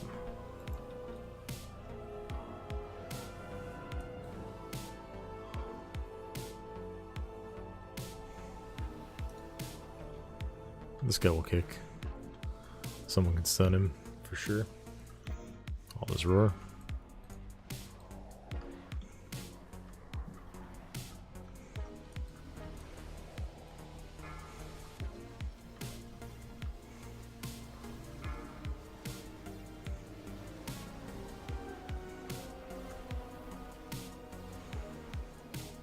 Knocking back.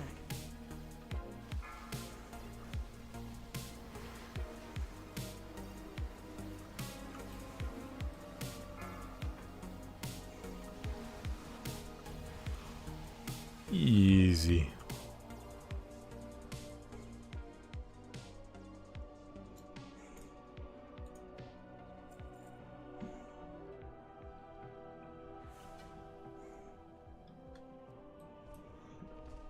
All right.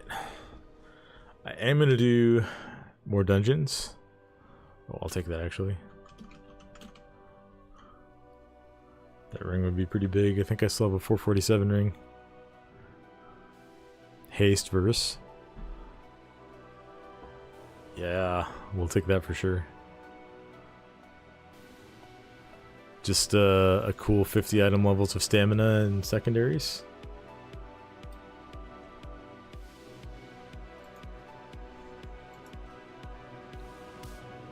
I don't think I have any enchants, so we'll have to go grab one real quick.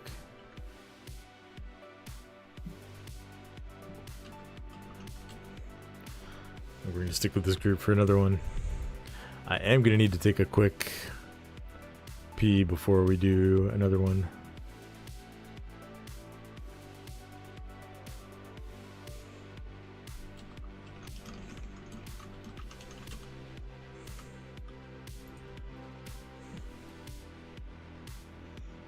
Buy that ring enchant before I forget.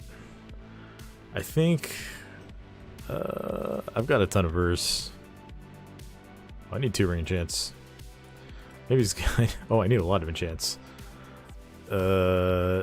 Maybe okay, we'll just do this real fast. You know what? Haste enchants are 68 gold, verse enchants are 300 or 400 gold. We're just gonna go haste. And then I need a leg armor.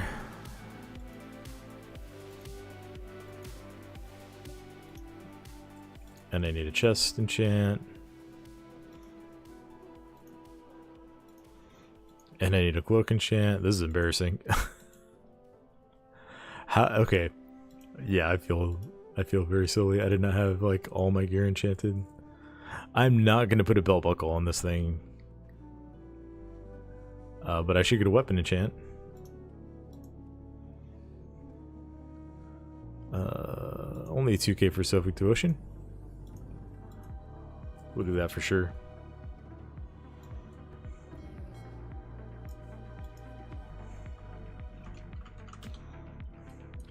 Let me slap those on. And then I do need to go pee before I step into another dungeon.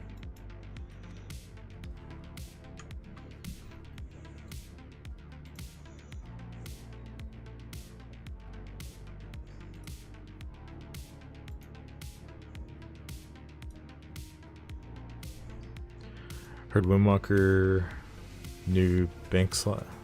War Within new bank slots are going to run 650k for the first 4, and 5th is over 1 million. Yeah, for the like the Warband bank slots, I think those are kind of like full tabs, but I haven't really looked at those yet. But that's a steep cost for extra storage.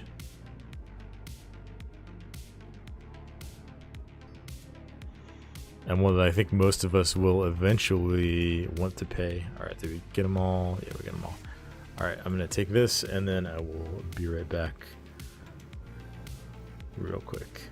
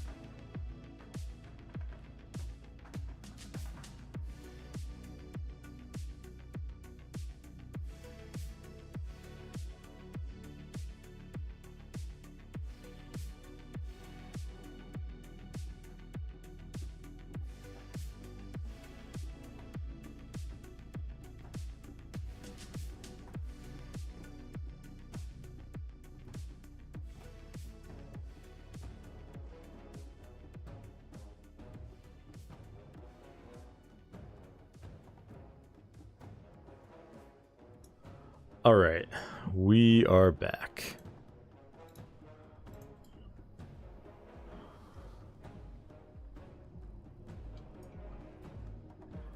We got a Noku +2 going on here. Same group we just ran Halls of Infusion with.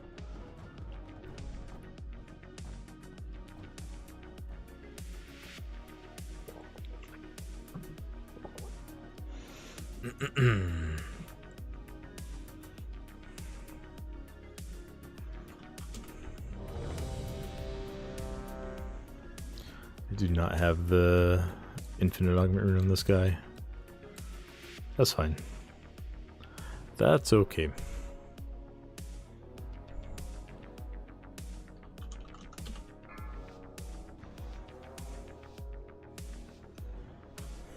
Five, 4, 3, 2, 1. Yeah, this is a dungeon where like doing the pre-potting, pre-incarn is pretty much irrelevant. You lose 10 seconds of it to the timer, and then another like 15 to 18 just getting to the first pack.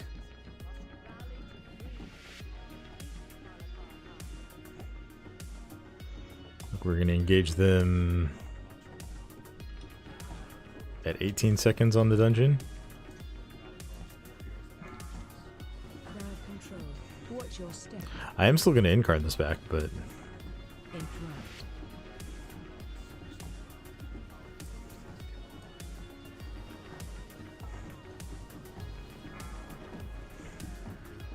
I do really like that you can get all your Worm's Crest from +2s. Watch your step. Yeah, I think Interrupt. for raid this week I will bring my DK. Get some crest catch-up done on him. Watch your step. And then next week... Interrupt. Crowd control. Oh, next week, I don't know. Maybe we'll go back to Monk. Maybe I'll have a main picked by then. I don't know.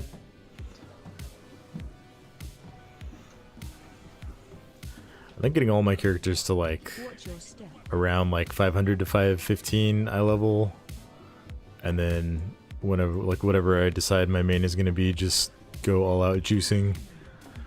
See if we can get up to like 530. Watch your step. Interrupt. I think that'll be what we try to do. Although we are going to be somewhat limited in the amount of myth track slots we can get on some of these guys now. And my Demon Hunter is going to have it in like pretty much every slot Watch your step. whenever I eventually get around to leveling it.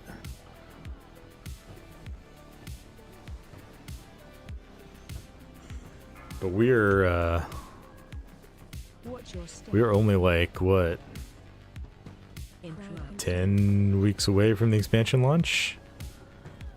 Something like that. Feels kind of crazy to say.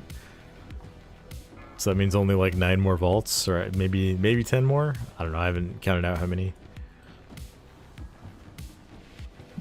Presumably, even if you're getting full myth track items on a character, like, if you don't have any yet, it's a little late to begin to start on that.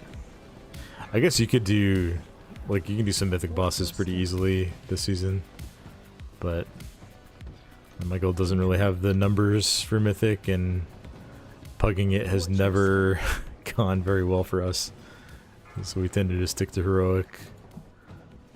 Raid is more about just having a good time with the boys for us. Watch your step.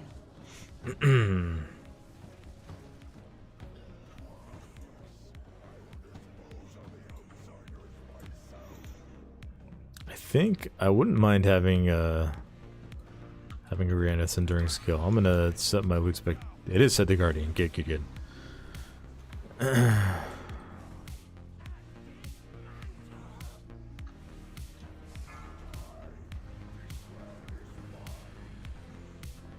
Run.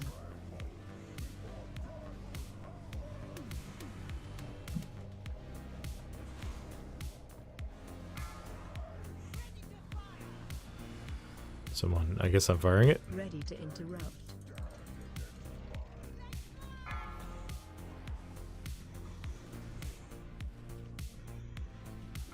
Why not?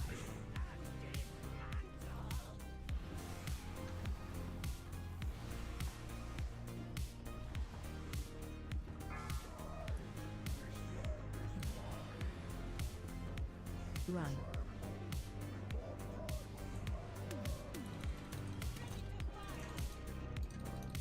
Hello? Hello?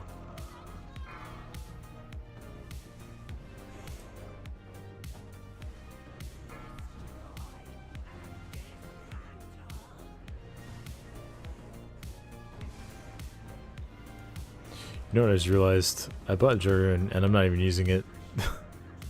I should just macroed an Incarn, probably. Run.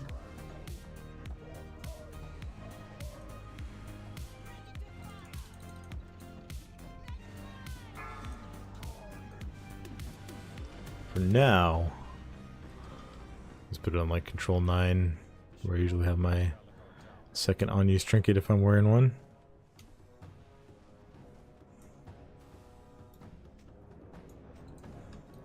If that sounds like a weird keybind, I do have an MMO mouse, so. I usually just use the keypad on the mouse, and then I also have Control, Shift, and Alt modifiers, which Very rare to actually run out of keybinds with that many.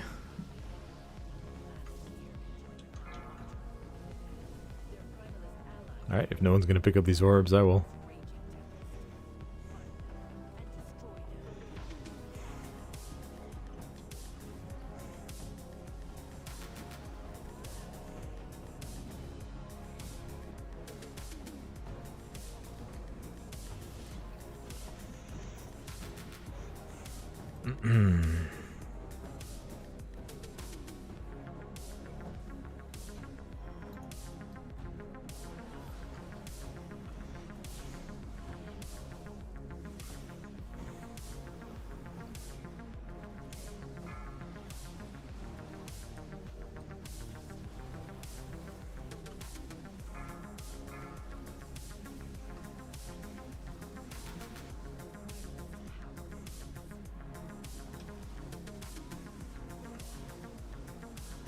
Alright, kill the Pat here.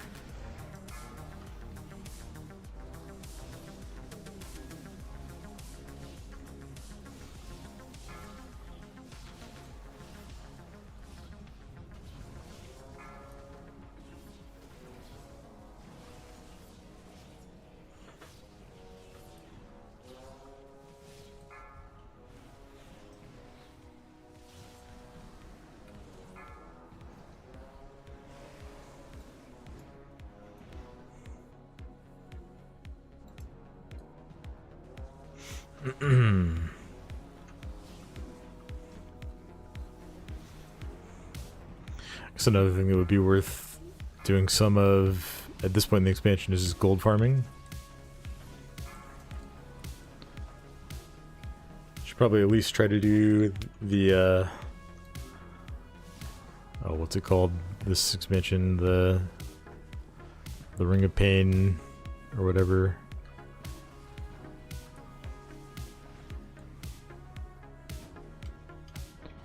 Whatever they call it these days in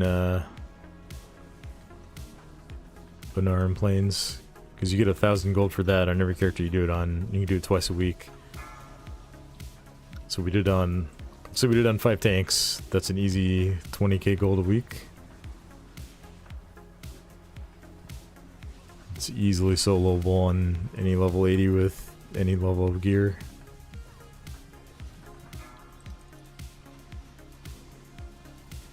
Kill the totem.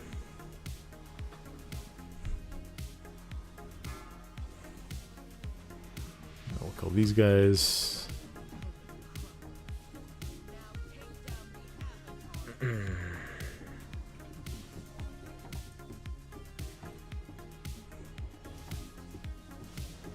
Not a bad idea. Yeah.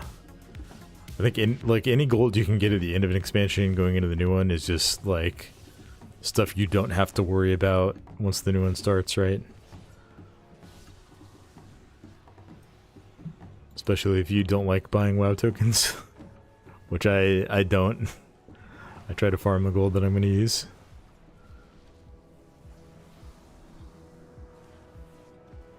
Remember the end of BFA, I had a decently geared Frost Mage, and I figured out that you could solo.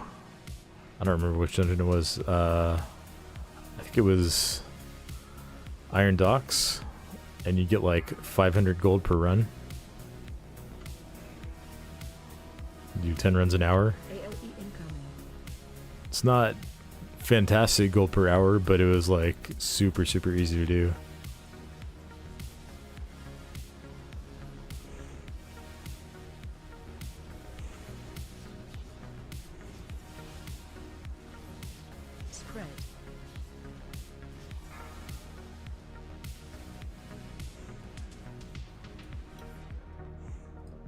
Oh, don't want to do that. I did not have a Dream of Cenarius proc there. There's the Dream proc.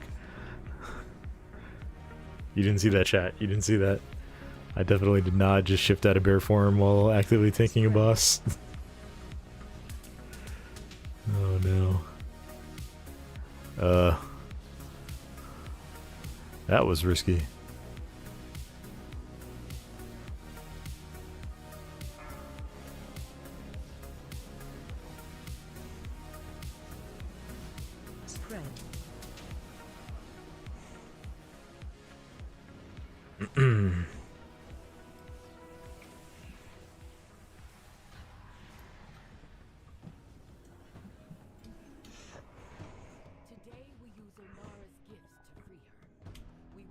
I like this dungeon. I think Noku had a very rough start in Season 1.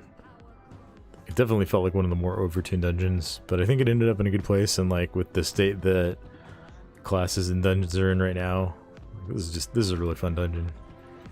Oh, that's not what we want to do. Good thing we have a cheat death trinket.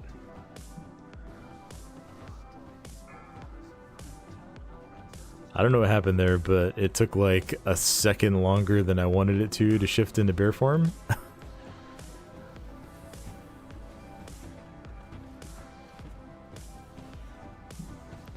Well, we don't get to do that again for 8 minutes. Let's bring these birdies down.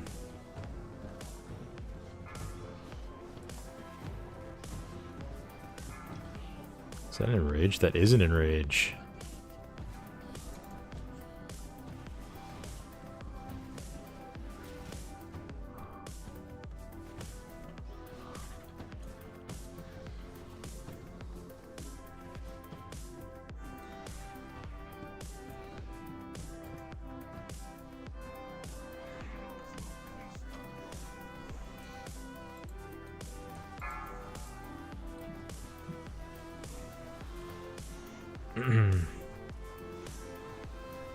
We will get that trash pack down the hill after we kill these guys. Because we need that pat for count here.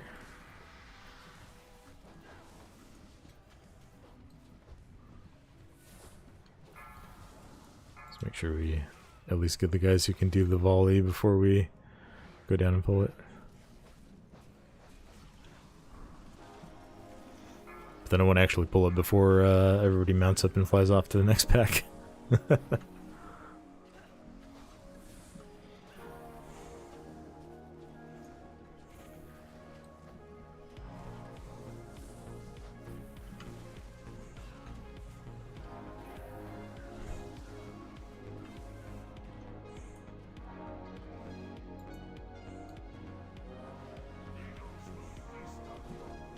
We can earn this pack. Interrupt.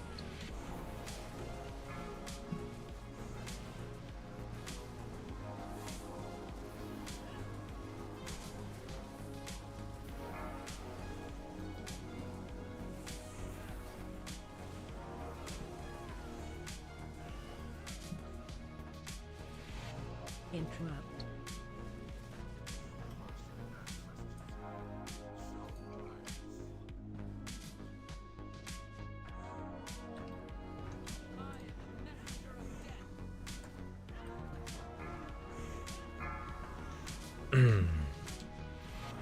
Chilling on these guys now. Target you. Oh, I lost my soul. Don't want that to happen.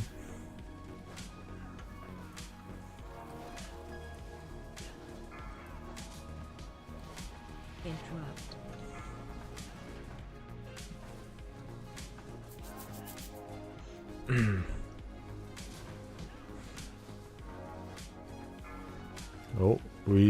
Oh no. Oh, this is not what we want. This is, oh dear. Okay, okay. This is probably gonna kill us. I mean, we'll try, but this is a lot of dogs. And they hurt a lot. Crowd control. And I have no cheat death.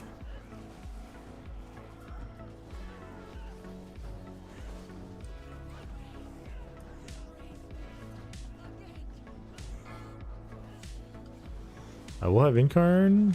Okay, so we'll see what we can do here. Get some Frenzy regen.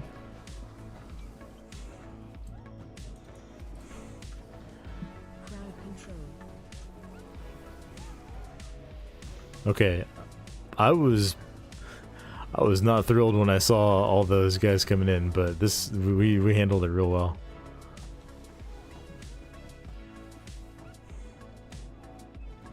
About as well as we could.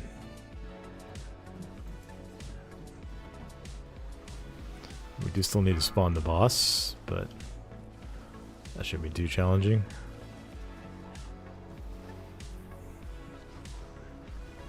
Just need someone to fly over. We'll need like one more pack. Oh, how did I...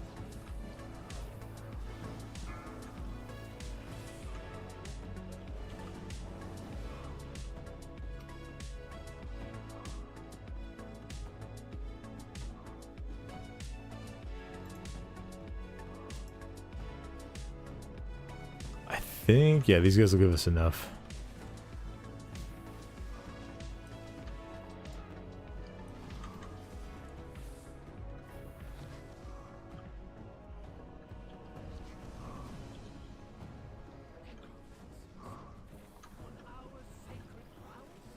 This should be enough with the last two mobs before Balakar Khan.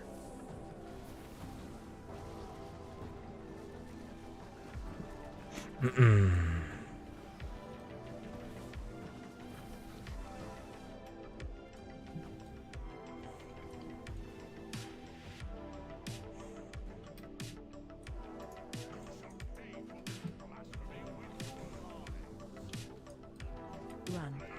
Fear incoming.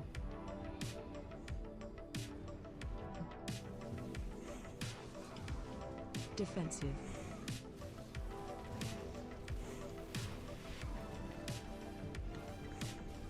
Defensive. Watch your step.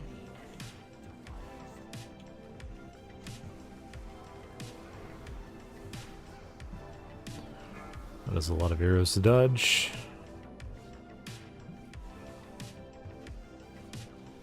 Defensive. Run. Fear incoming.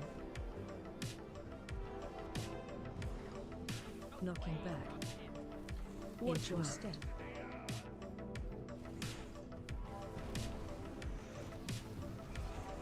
Make sure we don't stand in the brown on the ground there.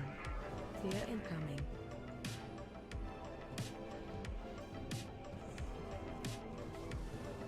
Defensive.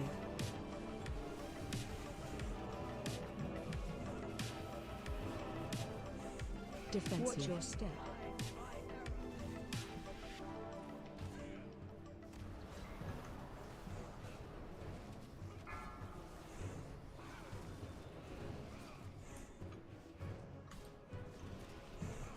Defensive.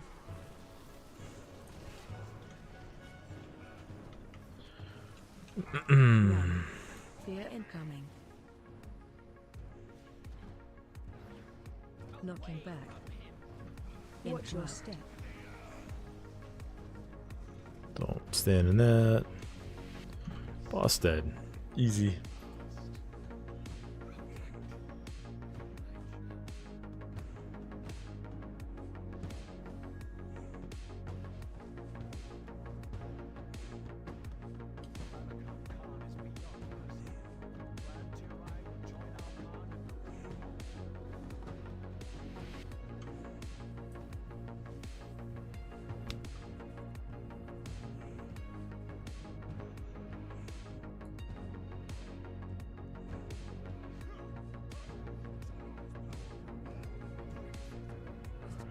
Drew's doing okay for an anemic eye level.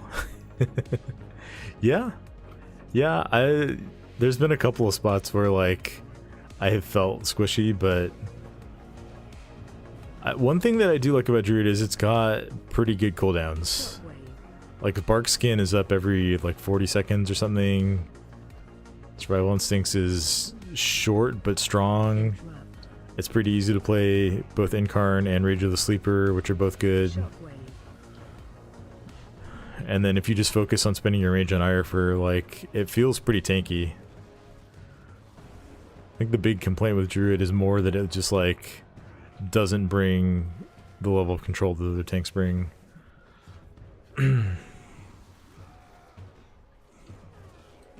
Which will be noticeable on this boss. Although we have our friendly DK from chat here, Alexandros, so he can help with rounding the mobs up probably with A-Bomb Limb. Also, I'm running Rage Heart, so that's just like another really strong defensive. And I have a cheat death trinket from last season. So, like, I've got kind of every failsafe that you can have. And I have used the cheat death one time in here. Defensive.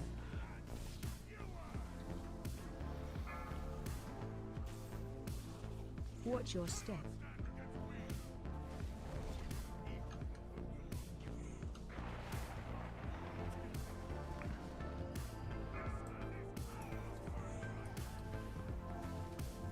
Interrupt.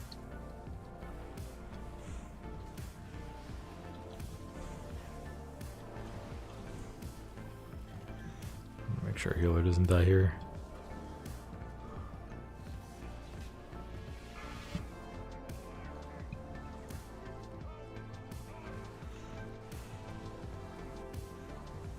Defensive.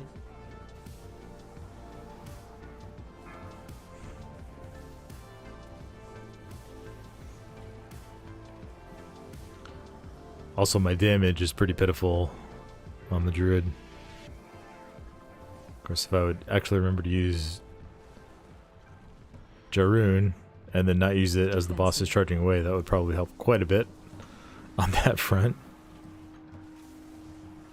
Run out. Yeah, I'm gonna macro it into Incarn after this. Your feet. I will probably lose uses if that's the only time I'm using it, but at least then I won't forget to use it. Although Incarn is up, like with the CDR you get on it, it's up probably more than every 2.5 minutes, so.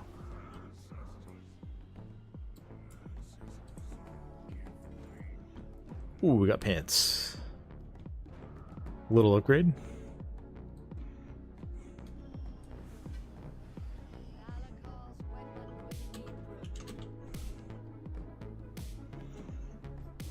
All right. Can't trade them. I don't necessarily need these pants, but I cannot trade them. They are an item level upgrade, unfortunately.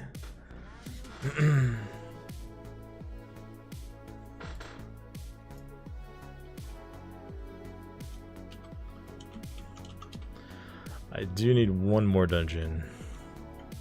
Let's see, I've got a 5 Azure Vault. I could probably handle that.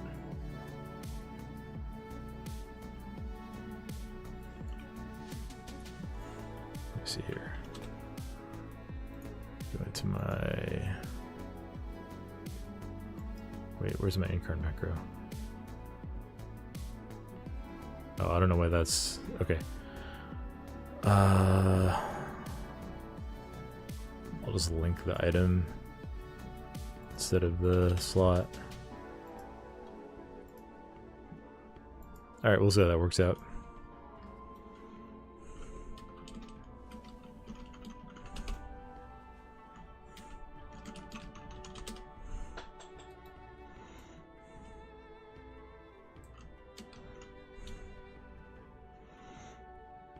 We'll see what these guys want to do.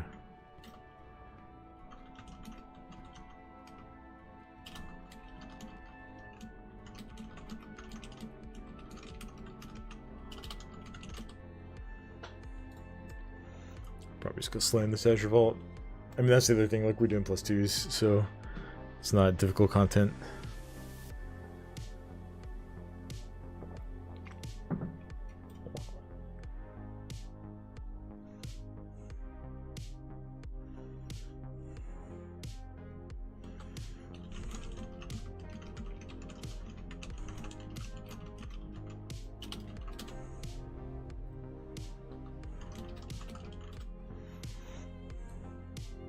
Oh, I actually don't even know if I have crests to upgrade these.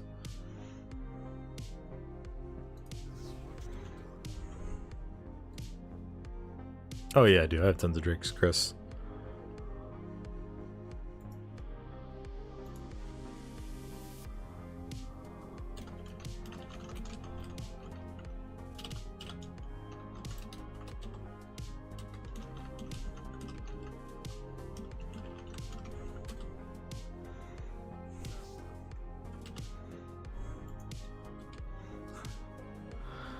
Okay. I will go ahead and upgrade this twice. Let's see. I don't know if I have anything else. Wait, I can actually upgrade this? Oh no. You still need Worm's Shadow Flame Crest. Oh well. That's funny. I guess if I got a higher eye level, then I could just use Flightstones to upgrade that, but that would be kind of silly.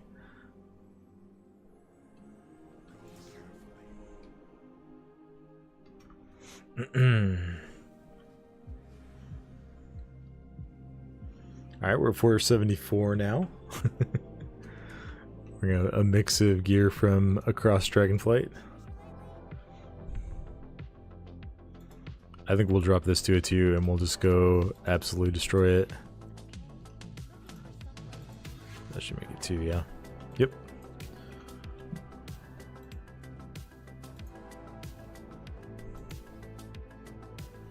Do I do not have the teleport.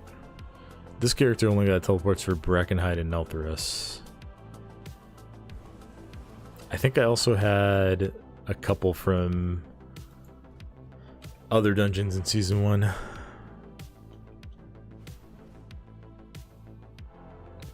Like, I know I did Shadowmoon Burial Grounds and Court of Stars on a +20 on this guy. But that was so long ago now.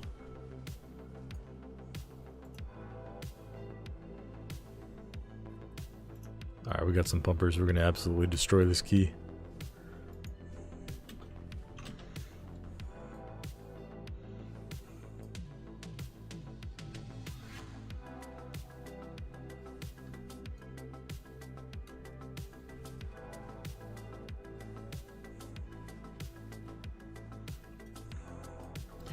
Let's see. So that is not what I was trying to click on. Yeah, this is the world quest I was talking about. The Field of Ferocity. Whatever it says the reward is, you also get 1,000 gold, like in the background. Or it might be 600. I think it's 1,000 though. And then, like, when it has a gold reward instead of an item or whatever, it's like another 600 gold. But I think if we're doing that on our tanks, then it should be a nice little influx of gold as we keep prepping for War Within.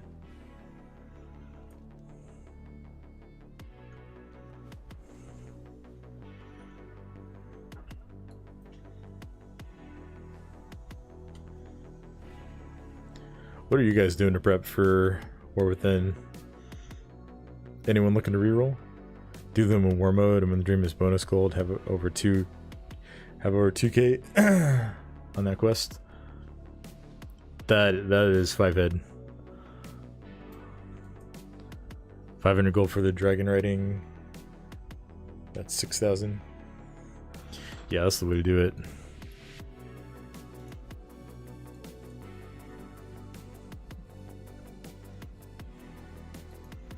I guess it is Dream Surge in Onaran Plains this week. Usually burn through 40k a week, so you need to replenish that. Yeah, that checks out.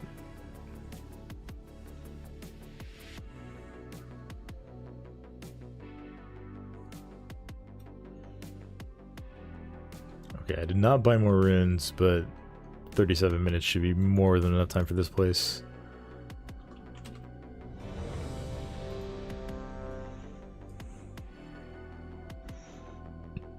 Big keys and rating not cheap. That's true. That's true. I haven't been pushing keys that much this season. I mean, I've got all the portals on my DH. Those repair bills add up, though. Even if you're not dying, like, you just take so much durability loss tanking keys.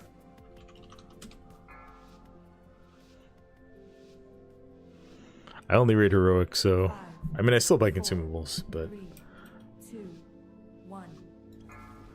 I tend to buy those in bulk and don't really pay attention to how much they're costing, for better or for worse. Theoretically, I can make my own potions and files. I don't, but theoretically I could. Alright, I'm not gonna bother with the middle pack in here.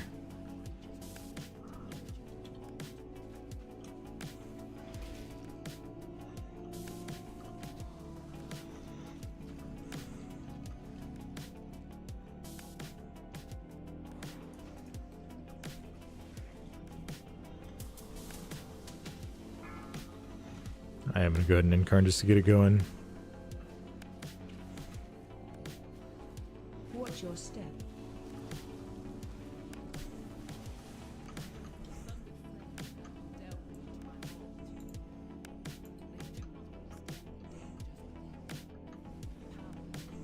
Interrupt.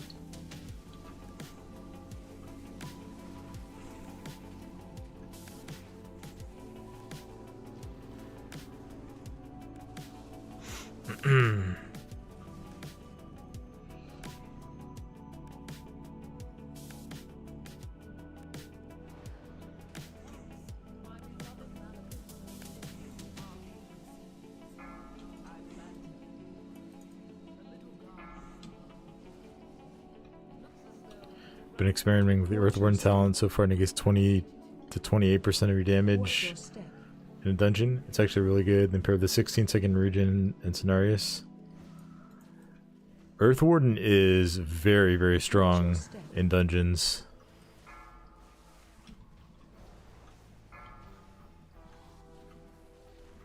I find it a little tedious pathing to it though, so I end up like I don't have it because you have to go like so far down the side of the tree, and I like running the stuff over here.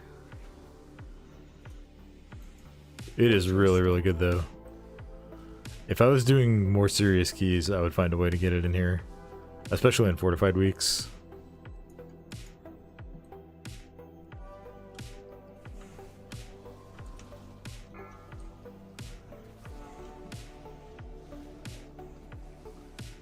Oh lord, I hate positioning on this boss. Come on, come on. Now we turn you around. We're still probably gonna miss one. Shockwave. Yep. Okay, well, I can get these two. Move to star. Oh no, we're missing. Oh boy. Okay, we only missed one. No, we missed two. Well, that's gonna hurt. AOE incoming. I'm going to survival instinct this. I suppose it is only a +2. Okay, I'm gonna do this a little differently. We're gonna just go for the ones on the outside here. Defensive.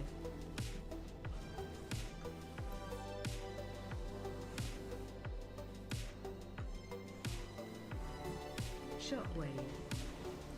Or we just kill the boss before he does it again. This Windwalker. Love it. 276k single target. That's huge for Windwalker. Of my vault was chosen to harness and make use of this powerful ley line. While a marvel to behold, I am unsure of what effects it will have on your mortal form. Do look out for the growth of extra appendages.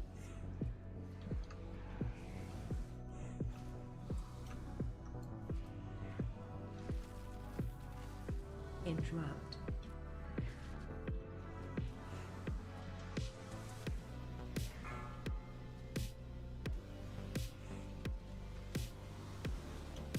Bear's so good. Doom +10's chilling. Hope you get up there eventually. Man, I've always loved Bear, and hearing that just makes me want to do it more.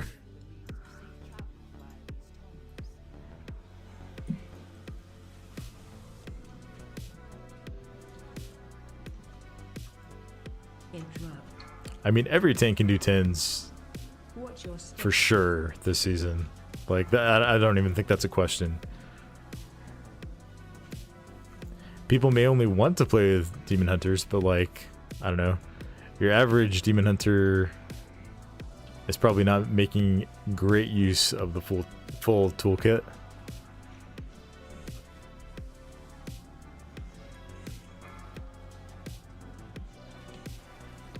I think generally speaking, I would rather have someone who plays an off-meta tank, but plays it every season and is like really, really good at it, than someone who's just fought him rerolling all the time and may or may not be very good at the spec that they're playing for the season.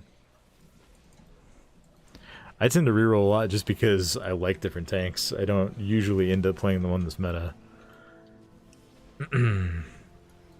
Like I played Guardian and Monk in Season 1, I played Monk in Season 2, I played DK in Season 3. And like, none of them were bad, necessarily. Monk was pretty bad early in Season 1.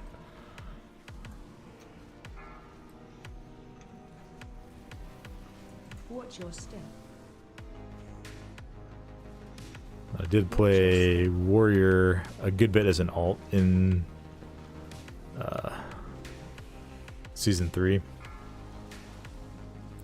But that was mostly that was mostly because my Warrior got the legendary on like the 3rd try, and my DK took like another 8 weeks after that before I got the legendary on it. That is a system I hope they take a look at if they're gonna do something similar with legendaries in War Within. Like, it does feel fun having a legendary, but having your spec tuned around having it and then not having it for like, Shockwave. I mean, I waited 4 months almost on my DK, or I guess 3 months, felt like 4, before I got the legendary, and knowing that like my class's full potential was gated behind something that like I couldn't guarantee getting, and that I saw other people getting every week, like that just felt terribly bad.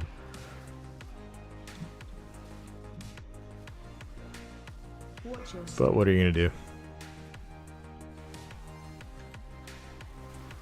You know, I will say, Watch your this is changing the topic a little bit, but one thing that playing Druid of the Claw might have for it in keys is if you get rooted, being able to shift into cat form and have some kind of base level of defense left over from bear might not be the worst thing. Like being able to shift into cat and keep your iron furs rolling and keep most of your stamina and armor.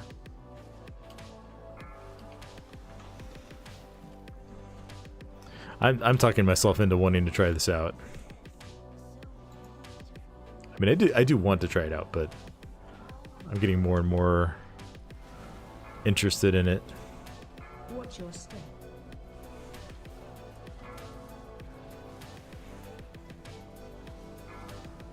Watch your step.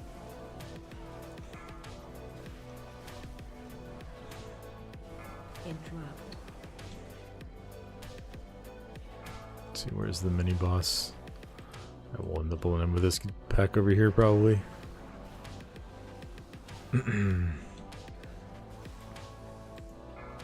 Watch your step. Oh, come on, Barkskin. Druid of the Cloud does sound fun. I like the simplicity.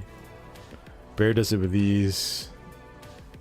Pair with Ferox, Tainted Rage Heart, Ward of the Face of Siren. I've got a DR nearly all times. Yeah, I mean, I'm running Rage Heart right now. Oh boy. I don't know if we have a B-Res incoming. We don't have one. Well, these guys are probably going to be able to finish this thing off, so I'll just wait for Res. Run back is pretty brutal here. Yeah, I have Rage Heart. I had the cheat Death Trinket, which wasn't enough to save me that time. Like, Barkskin is such a short cooldown.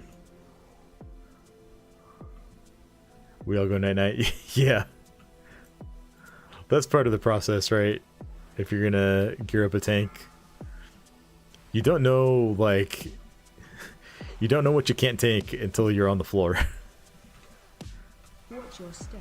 It's the... That is one of the easiest ways to find your limit. Wherever you are at the moment.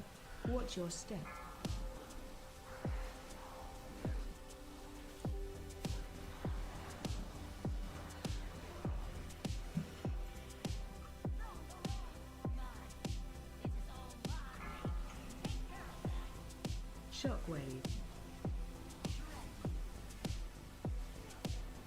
Watch all.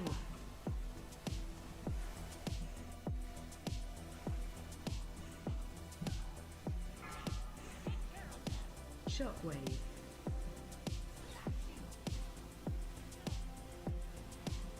Watch all. Oh, there goes the orb.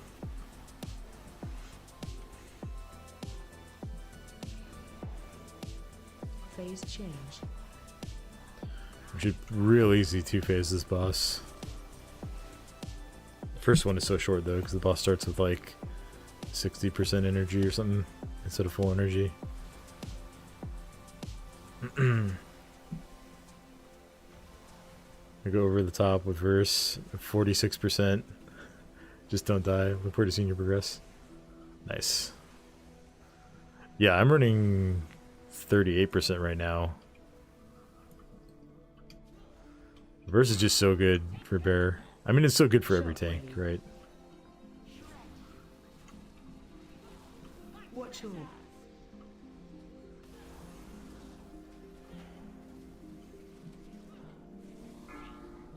Shockwave. Oh. That was unfortunate. Interrupt. Oh well, this boss is dead. Interrupt. Shockwave.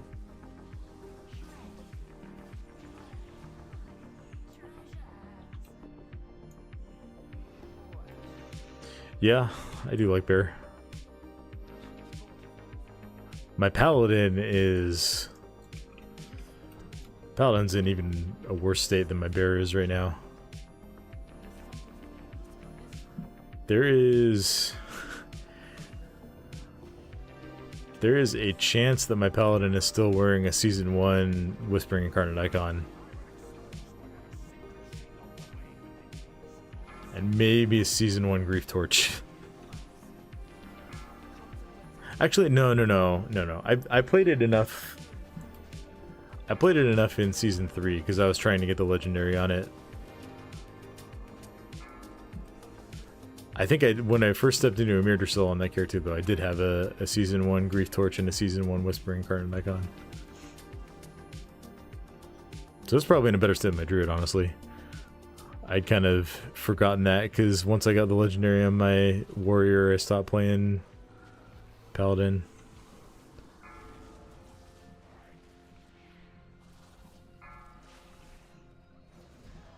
Like I tried for like 6 or 7 weeks to just get it on my DK because that was my main for the season. And then I started trying to get it on all 3 characters just so I could have it on somebody. And my warrior got it and I was like, okay, I can't get this on 2 characters before I get it on my main. That would just feel too bad.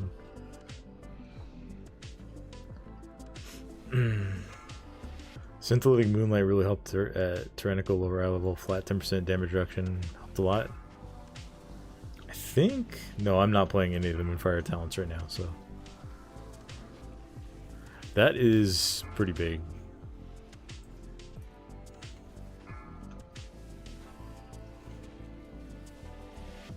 Yeah, I'm just playing like the full Thresh Bim build. Which is fun.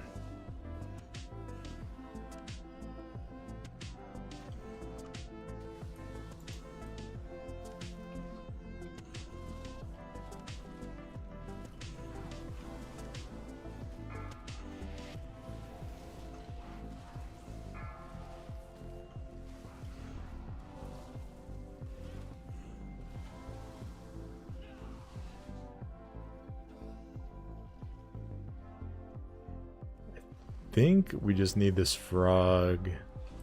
Actually, we might need one more. These guys get 8 each. So with them and the frog, yeah, we're gonna need one more guy. Let's grab that frog.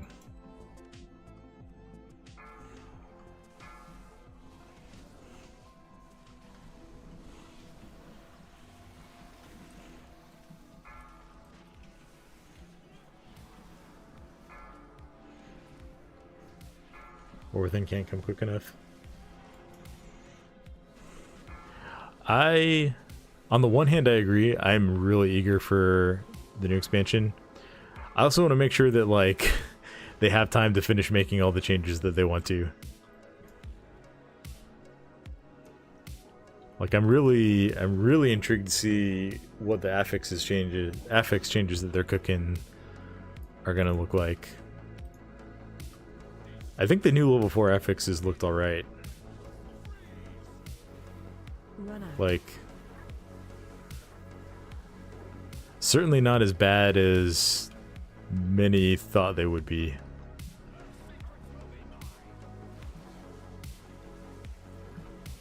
But it seems like they're kind of thinking about doing like a pretty serious redesign of the whole affix system, which I want to make sure that gets tested before, like tested pretty thoroughly before we're playing those on live.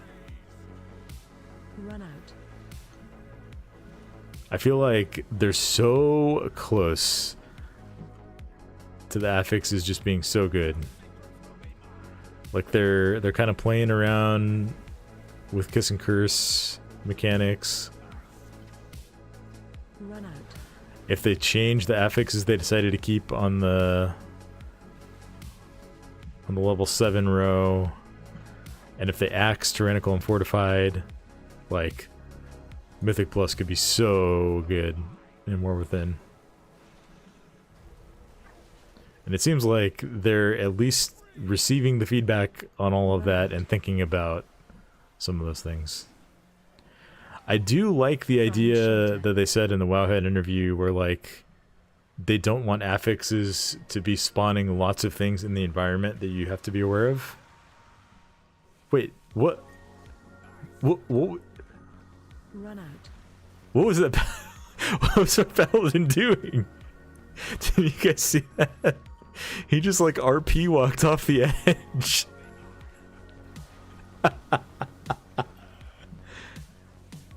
Very true, they need to let Bear become a koala bear. Run out. That would be pretty cool. I'm partial to the werebear. I worked pretty hard to get this thing in Legion, and I will probably be running one of the variants of it for as long as it's a thing.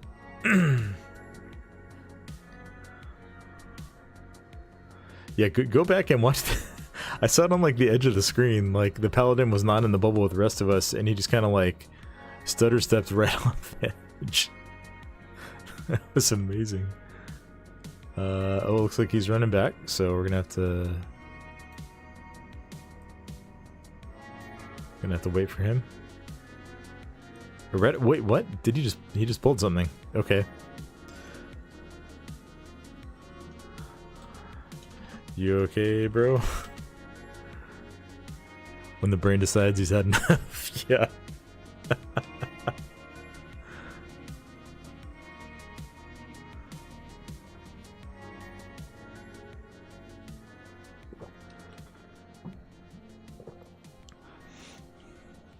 There he is. Alright, we'll shift back into bear form so we have some rage. Okay. Defensive. I just got a Chrome error that like went over top of my WoW. That's Shockwave. special. Hopefully that didn't kill the stream.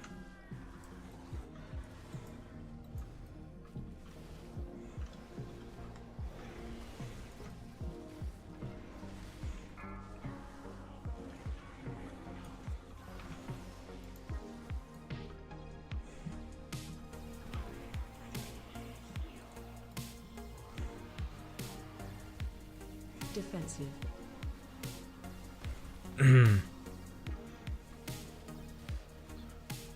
Experiencing terms, certain mission exposed. He's being controlled through antenna radio waves, bro. Knock him back. That or he is just falling asleep at his keyboard, which I can sympathize with. When I joined the guild that I'm in right now, it was like during Castle Nathria, and our raid times went until like 1 a.m. at the time, which was fine. But there were, I remember one night when I was playing my Warlock, and we were doing Sire Denathrius, and it was like the part of the fight where you have to go through the portal and then you come out the other side, and I was very, very tired. And I closed my eyes as I went through the portal for just a moment and ran straight off the edge into the pit where you die. I was just like, I don't know what happened. I got knocked off. Sorry, guys.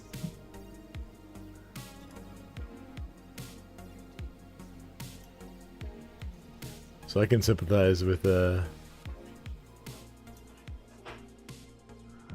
being a little tired and not making the most coherent moves.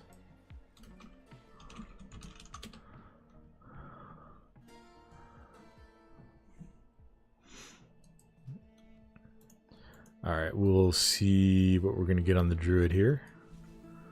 Turn in the quest before we take off to go spin the bullions that we don't have yet.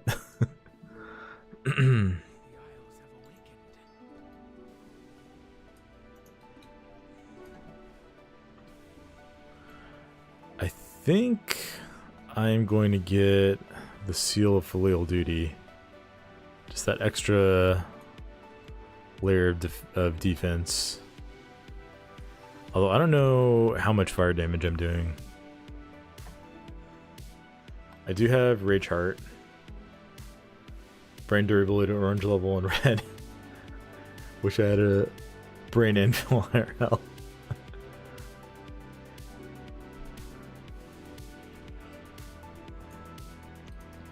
I think we'll get something else to help us proc this, but I want the shield from this. We already have a Mastery Crit Ring, so Mastery Haste is gonna be kind of nice.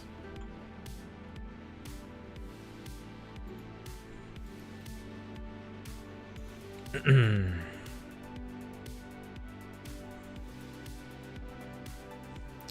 know what I could do? This is going to be tricky because I don't know if I can find anyone with the work order. I have a Season 1 Flaring Cowl. I guess it would probably make more sense to just make craft a helm with a Shadow Flame patch on it. Oh, sir, what embellishments do I have on it? This is not the character I should be talking about embellishments on, because I think the only thing I have... okay, I do have the Slimy Expulsion Boots, which I think still did like a decent amount of damage. 2.7% overall. That's not bad. And then I have these eye level 421 Ingenuity crafted bracers with my flavor pocket from Season 1. And those are the only ones I have right now. I go double Shadow Flame. That's what I've been running on most of my characters. I will probably do that. I should have enough sparks to craft... I only have 3 Splinter Sparks. That's... okay.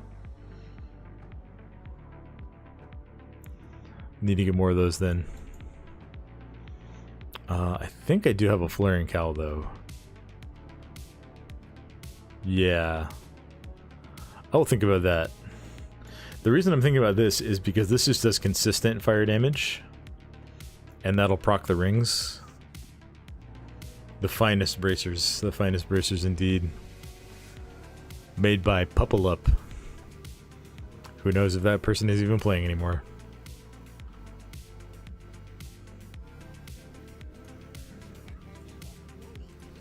Also, sometimes it's fun to run items on alts that like no one is using anymore.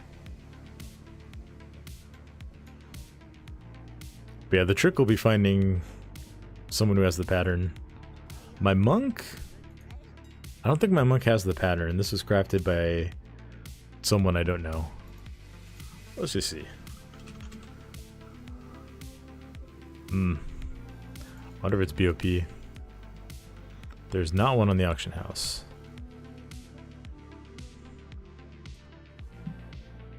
I guess I could check through the guild tab if my monk has it or not. Roster, professions.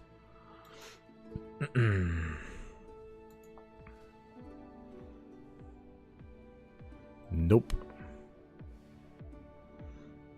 Where does it even drop? This feels like a lot of work or something I'm not actually gonna do.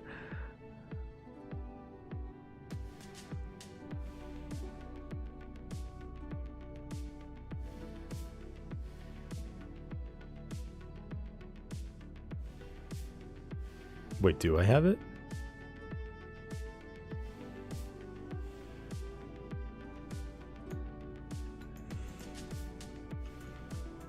I do have it. Okay. And this would be a first craft? Yeah, maybe I'll just do that then. I don't know if it'll be a first craft, but I can recraft it. And my helm currently is 428 item level, so I think that'll be worth it. But you know what? I'm probably gonna wait until Tuesday to do that, just on the off chance that I have a helm that I want to take out of the vault.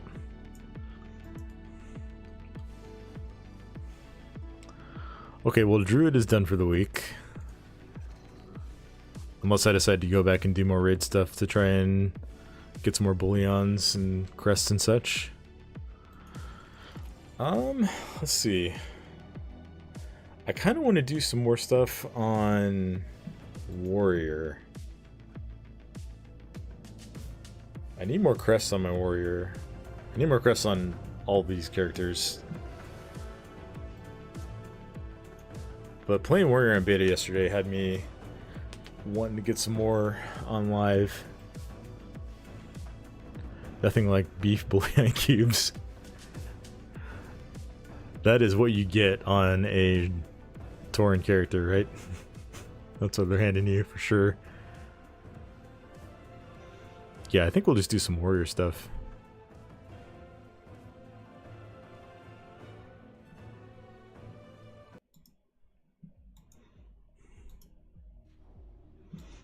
I'm in my Fury spec right now.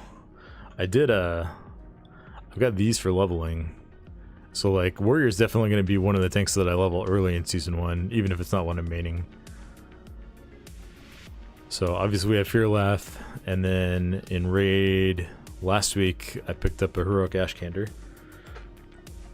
Just made a Tauren named Milk-Cow on Moonguard. Couldn't believe it wasn't taken.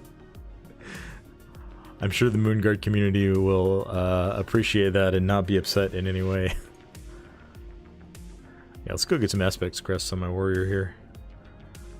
One of the nice things about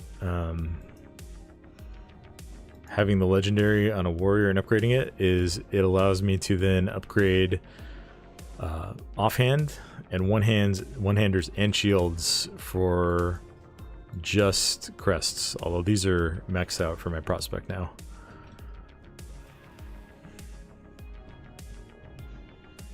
Yeah, my Warrior's in a pretty good spot. Only item level 504, but I've got both fire damage rings, I've got both Furak trinkets. I think I have, yeah, I have a Heroic Pocket Anvil too.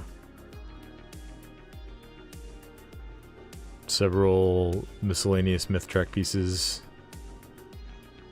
We just need tons of crests. Tons and tons and tons of crests. I need Worm's crest too. I enjoy Prot Warrior, but man, if that Normal Pain drops in for a second, it hurts. That is true. That is true. I don't even know what my key is right now. Halls of Infusion plus 10. Well, I don't want to do a plus 10, but we can do some 8s. What's my vault looking like? Got 2 8s. I should get that third slot unlocked. I don't think I'm doing 4 more keys tonight, but we could at least do 1 more here. Halls plus 8 sounds pretty nice. Let me see if anyone in guild wants to join. We got a couple people online.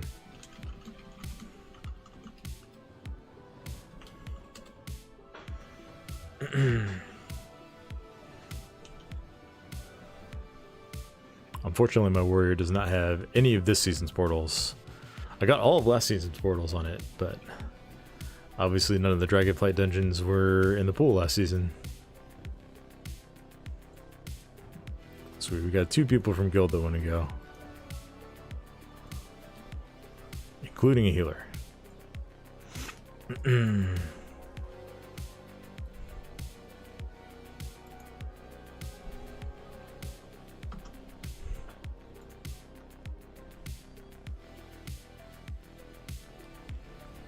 Loyal to the Sea, thank you for the follow. Really appreciate it.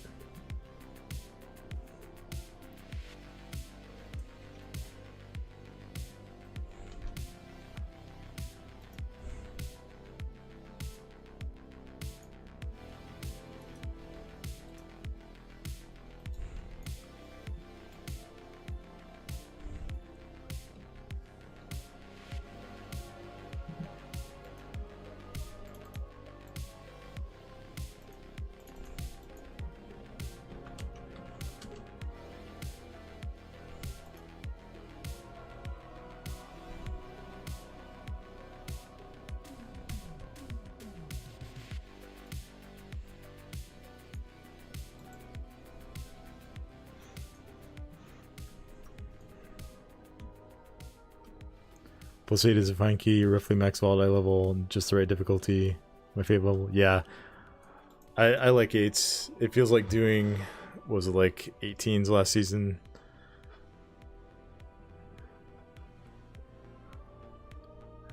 You get like kind of the best of all worlds, right? Because like total crests is not really a problem anymore. Like farming them is the real issue, and you can farm them a little bit faster doing 8s. We're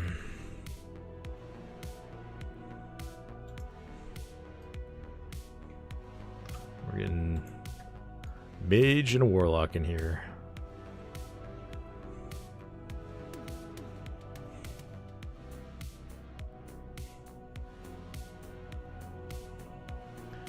Yeah, you get your myth track gear in vault, you get your aspect crests, you get your hero track gear at the end of the dungeon if you still need that, which I think I still need a couple of pieces on this character. I need gloves. Actually, I have veteran dry gloves that I could upgrade. I just think I don't have the crest to upgrade them right now. But I could use pants. Necklace? Sure. Why not? Shield.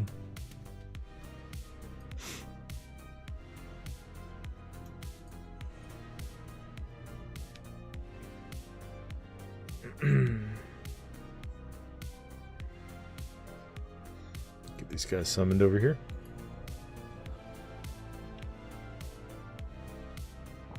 Looks like everybody's here.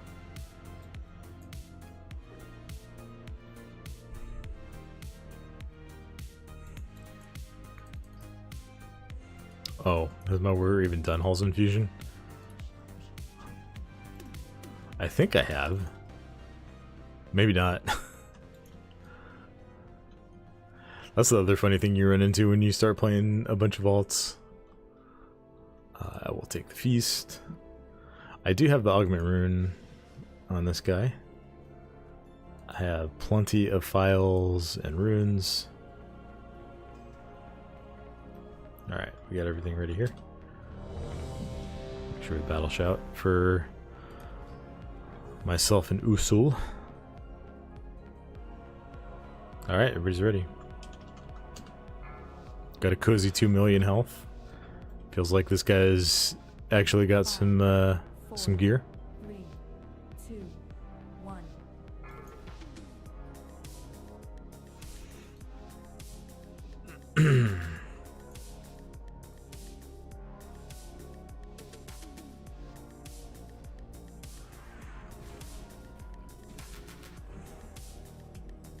Whoa, whoa, hey, hey.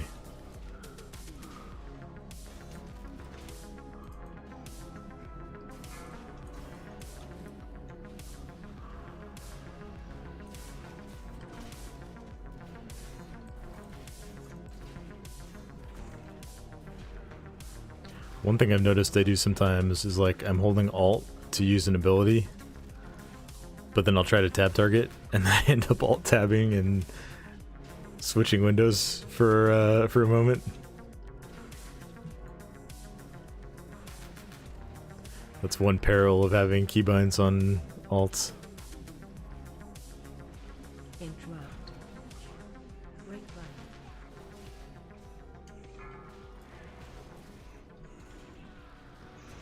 Prot does have a lot of keybinds though, so like, what are you gonna do? Do I have any leftover bullions on this guy? I don't think I do at the moment. I think I could get 2 more, but I haven't done any raid this week.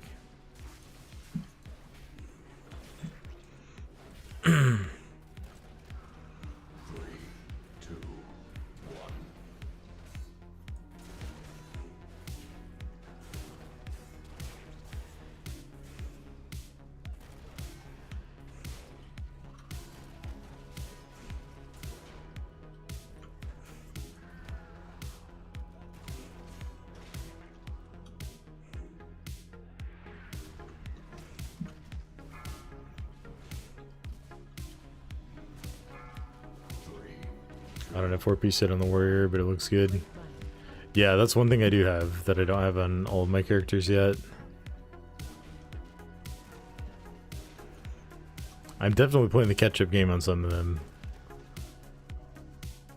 Like I went decently hard on Demon Hunter this season, but I didn't touch any alts for like the first month at least.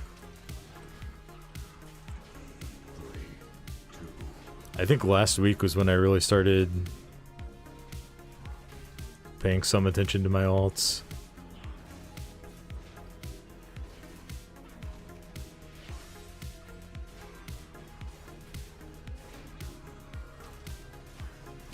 Warrior has long been one of my favorite classes though. Like when I started making YouTube content, it was like warrior content specifically.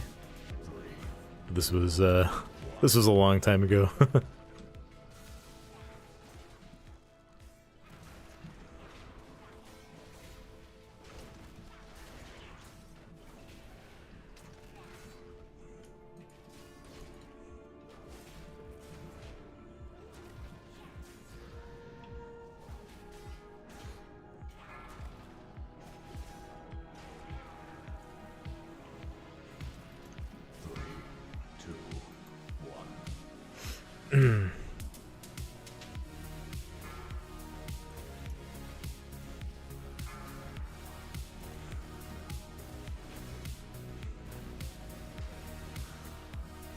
As you may be able to tell from on screen, my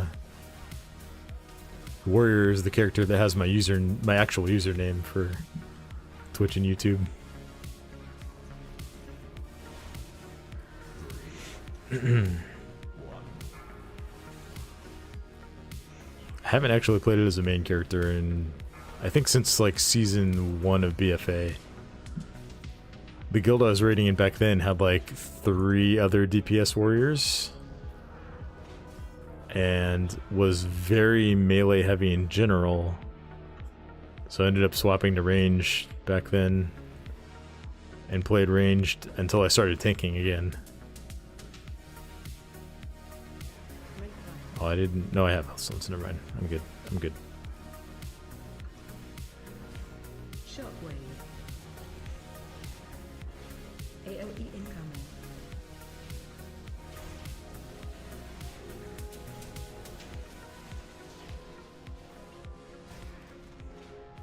Spell Reflect on last boss's main ability is probably where you feel so good. Does so much. I love Spell Reflect. Shockwave. Yeah, there's some places where you can do some absolutely bonkers stuff with Spell Reflect.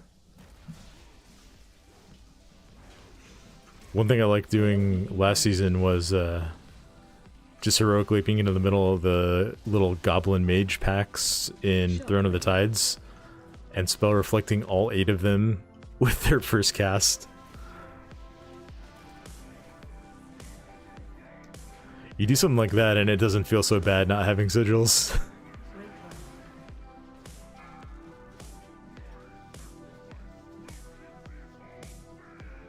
Come on. Don't stun that thing all the way out there, man. Whistle, no. It's gotta come in. I guess we'll only need 3 of these, but don't go all the way out there.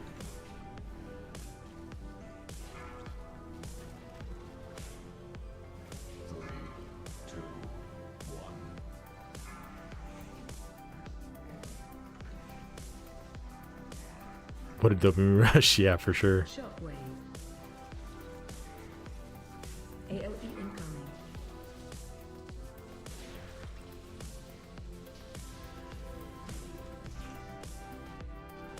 What was that red doing? Yeah, he's actually guilty. He joined us kind of late last year. I think he hadn't really been pushing keys Watch your step. in previous seasons. It's like he's not super familiar with all the bosses in here. He does good damage though, and he's generally good at living stuff, so I can forgive a little bit of ignorance on some of these things, for sure. Break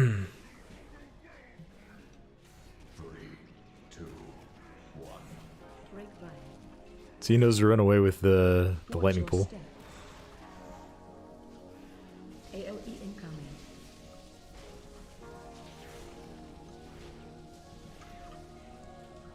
Shockwave.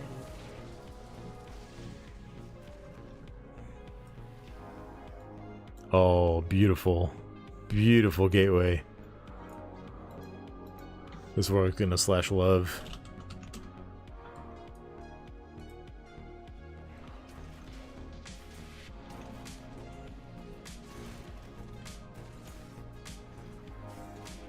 Interrupt.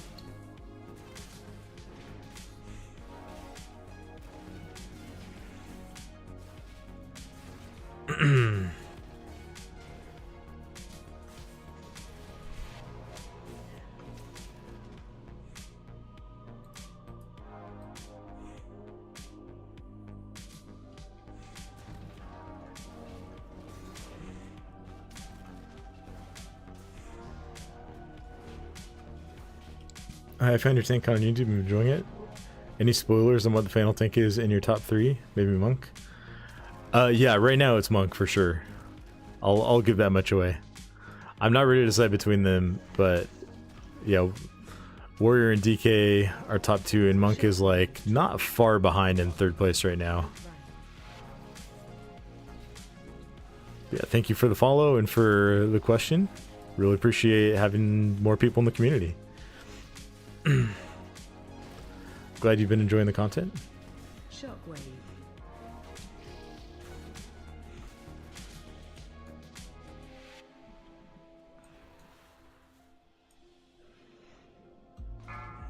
Ah.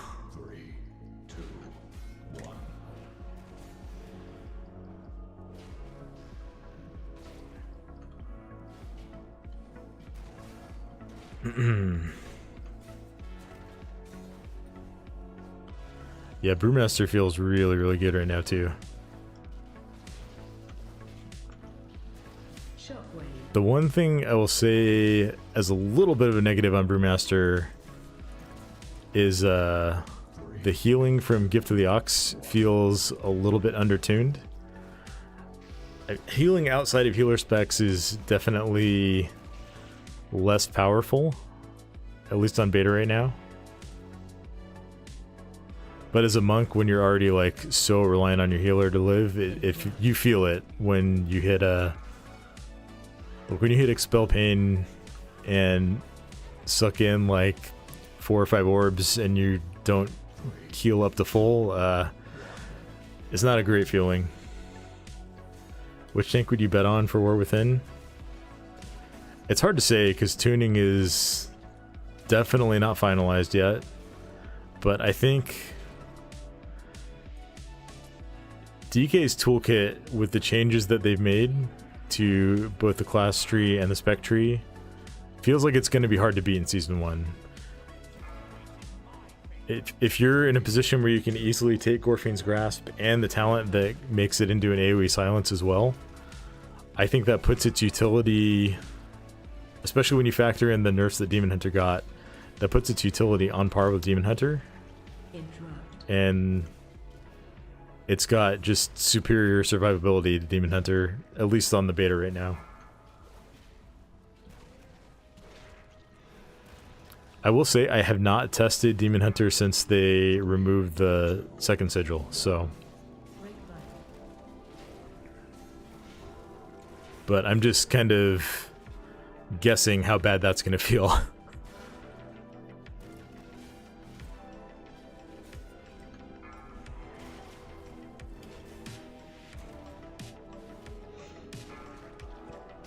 Yeah, Monk for sure rounds out my top 3 for tanks right now. I would have Druid in 4th, but that's maybe some personal bias because I've always liked Druid as a class.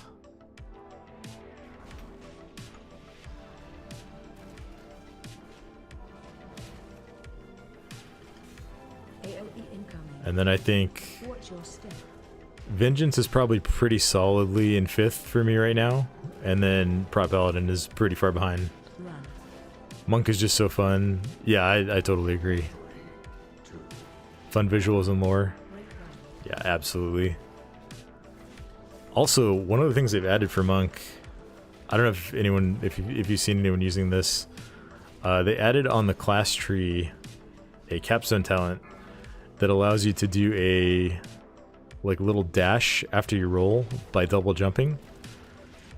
And the way it works, it feels like you have a little fell rush after every dash. Now it doesn't do damage, but just getting extra mobility in a somewhat creative way on a class that's already hypermobile is pretty sick.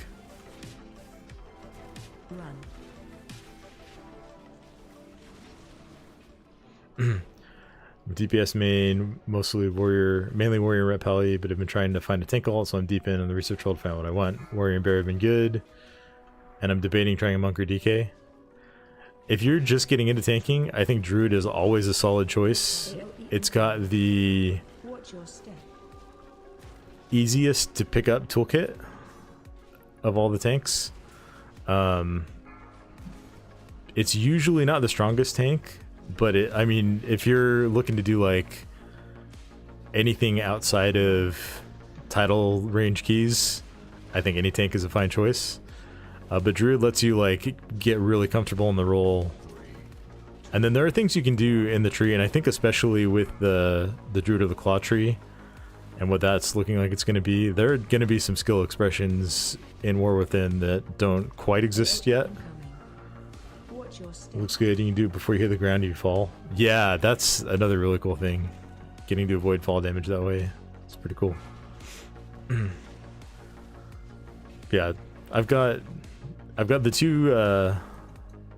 two tank videos up so far for Warrior and DK. I'm planning to do a similar video for every tank. I haven't like made a final decision on the order, but I think Monk and Druid are going to be the next two for sure. And then I'm hoping that I can work on those this weekend.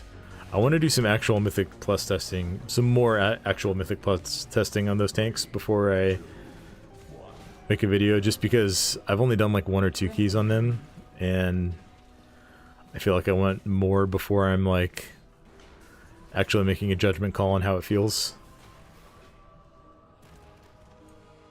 So I'd like to spend at least one night just like doing dedicated key testing on both of those tanks, like one night each before I make a video on them. So I'm hoping that I'll be able to work on those and get them out like next Saturday, Sunday-ish.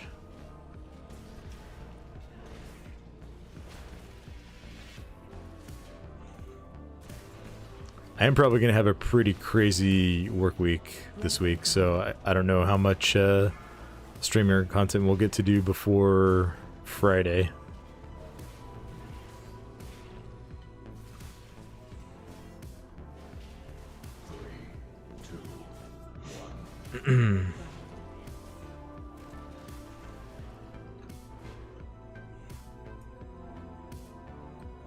But I'm very much enjoying making the content right now, and I feel like I'm in a place where I can actually put some time to it, so that feels good. Breath incoming. I feel like I'm getting a little bit better at editing every time I make a video too, a little bit more efficient. Learning and picking up things along the way.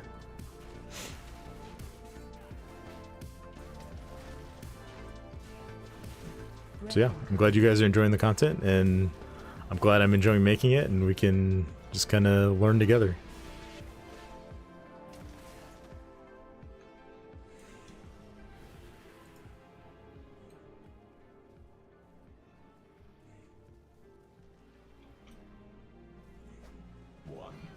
have to say, I was kind of blown away when I made the video on my first impressions on tanks, just how fast that took off. Did a Colossus Prot Warrior and a Mythic, Siege of Borealis, but the Rage Generation felt a little bit low. Probably should have gone Mountain Thane. Yeah, the Rage Generation on Mountain Thane feels a lot better for sure. I think a medium buff to Ignore Pain would make Rage Generation on Colossus feel fine. Watch your step. Like right now, it feels like Ignore Pain is a bit undertuned. And you feel that way more on Colossus. I'm one of your favorite WoW streamers. Thank you. That means a lot, man. There's no clickbait BS, it's pure facts and some dad joke stuff along the way. Yeah, you're getting dad jokes if you're hanging out with me. No apologies for that. Yeah, I try to avoid clickbait. Like, Watch your step. I don't know. I remember, this is going back years, but watching some WoW YouTubers and really enjoying them, and then seeing them like start to do clickbait stuff to try and drive more engagement, and just really not liking that. And so I don't want to make that a part of my content. I feel like it would be extremely hypocritical to do something that I don't like other people doing, that I don't want to watch when other people do it. Find shelter. So, thank you for the kind words.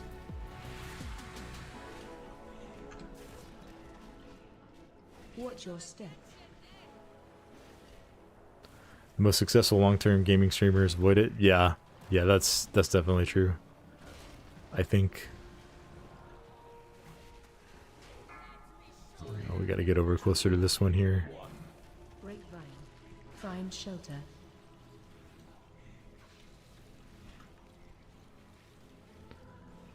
Ignore Pain felt like it was getting melted. Yeah, it feels like you can see it like on my health bar here. Like it's not massive on live, but it feels much smaller on beta for sure.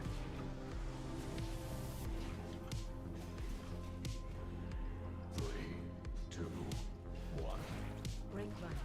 I kind of wonder if part of that is Blizzard wanting us to like not rely as much on active mitigation abilities. I don't know.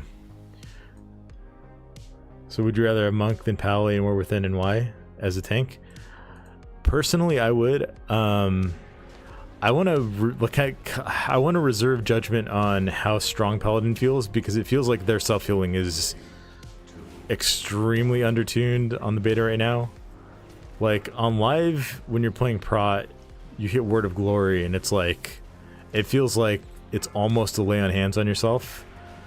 And on beta, it feels like your health bar barely moves when you hit Word of Glory. So something is undertuned there. I don't know if it's just like they haven't buffed it to account for the bigger health pools, or if they just need to like just give it a baseline buff. So I don't want to make a judgment on Paladin based on like tuning, but just the toolkit. I like Monk's toolkit a lot. I think it's got some very unique abilities, and I've played a lot of Brewmaster in the past, and you can do some really cool things on it that you just can't do on any other tank. Like one thing that I always like to do on Brewmaster is you set up your Transcendence, and then you can like go round up a group and then port back to your Transcendence around a corner. Like no other tank can do line of sight pulls as effectively as that, and I really like doing stuff like that. You can use Clash, which you can actually get pretty easily in the talent trees now for Brew. You can use it to interrupt a caster and also reposition a caster into the middle of another pack that you're trying to pull. And I know you can do that with like a Death Grip pretty easily, but just the way you do it on Monk feels really fun and rewarding. So personally, I would choose Monk over Paladin. And Paladin has a great toolkit. Things like being able to bop your healer, being able to heal your party, which I think they are like intentionally nerfing a good bit. But if they end up in a spot where like Paladin still has that level of utility, like it's a great choice. It's just not my favorite.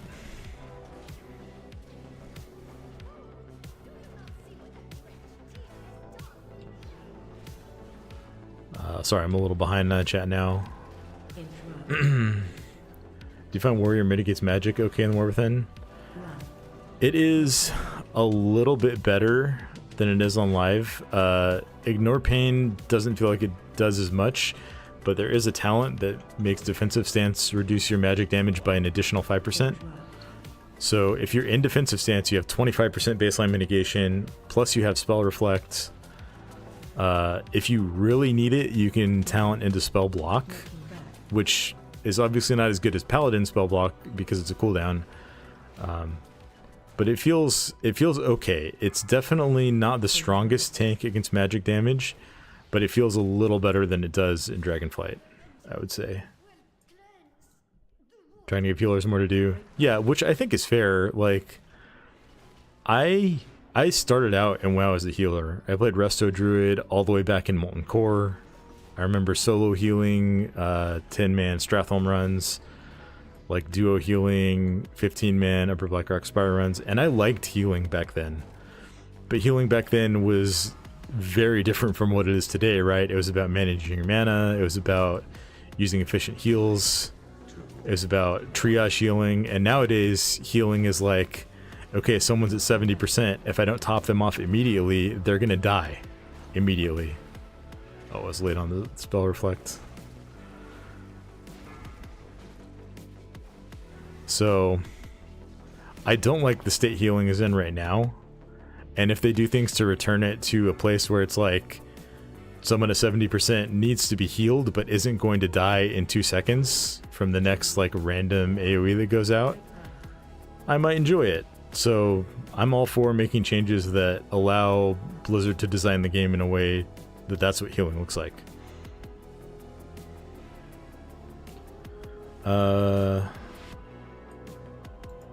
Word of Glory should scale with the lowness of your health. It's likely to implement that in a bug way. That seems kind of likely. It is supposed to scale, yeah, through talents. Like it heals more when you have lower health. But it feels like it just doesn't move you at all, which feels bad. We gotta kill these ads. Prop Paladin becomes boring after one dungeon run. Not for me. I mean, I kind of feel the same way. Like, and the other thing for me that like, this is kind of a unique circumstance, but like my guild has 3 Ret Paladins and a Holy Paladin signed up for Season 1. So like, there's no way I can justify playing that in Raid, right? We absolutely do not need a Prop Paladin. And even if we did, our other tank is like really, really good at Prop Paladin and plays it as one of his like 2 or 3 characters all the time. So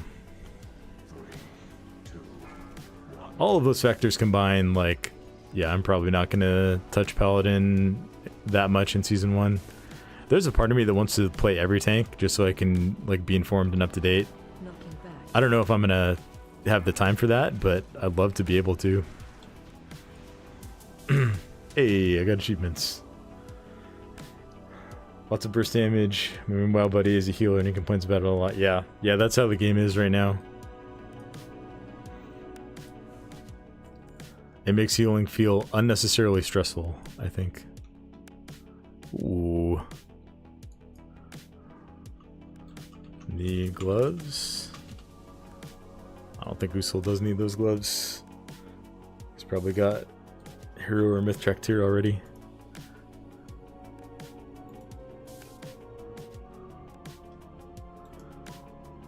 Word of Glory 30% should almost top you off. Baby Hero track. Yeah. Sweet. We got an upgrade. Mastery crit. We will go see what that catalyzes into.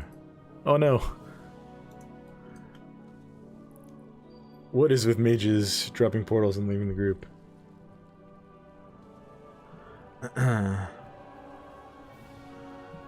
I am so sorry I missed, who was that? Nakal. I'm sorry, I'm totally butchering your name. Nakal Mids Smantek. Thank you for the follow. Really appreciate it. Is there a lot of magic damage in War Within dungeons? I know that was a hot topic for Dragonflight dungeons. Most of the testing I've done so far has been with the returning dungeons because some of the War Within dungeons were like very, very overtuned. It didn't seem like there was an extreme amount of magic damage compared to physical damage in the War Within dungeons. I will say Grim Batal has some really nasty caster trash. And on some of the bosses also has a lot of magic damage. Let's see. Mists has some magic damage, but a lot of the dangerous stuff is physical and like frontals and stuff.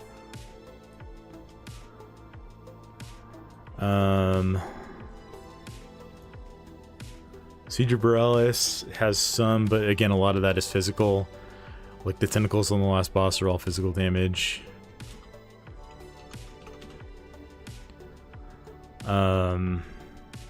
Yeah, it doesn't seem like an outsized amount.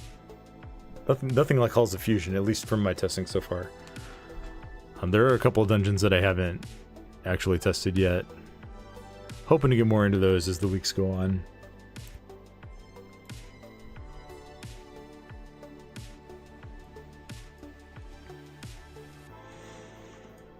Okay, yeah, let's go see what these catalyze into. Oh wait, I can just check in the dungeon journal now, huh? They'll catalyze in haste first. Oh yeah. Oh yeah, we want that. Let's go catalyze these gloves. And then just make sure we've got a chance on everything.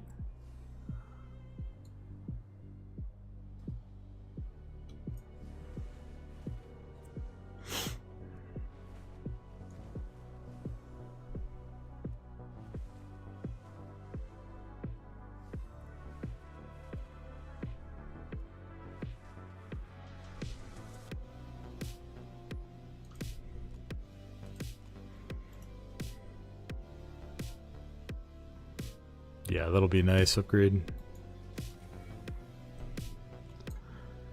These 489 tier gloves from last season served me very, very well. And now they're being retired. Cool, good to know. Trying to balance having a good tank with an easy tank. Don't want to make my life unnecessarily more difficult. Yeah. Yeah, for sure. There's a lot of expectations that come along with tanking. And playing the most difficult tank when you're new to the role is... It's something you could do for sure. But I think a lot of people probably want to like take it one step at a time, right? Like get comfortable with the role and the content, and then maybe play a tank that can do some cooler things but has a higher skill floor.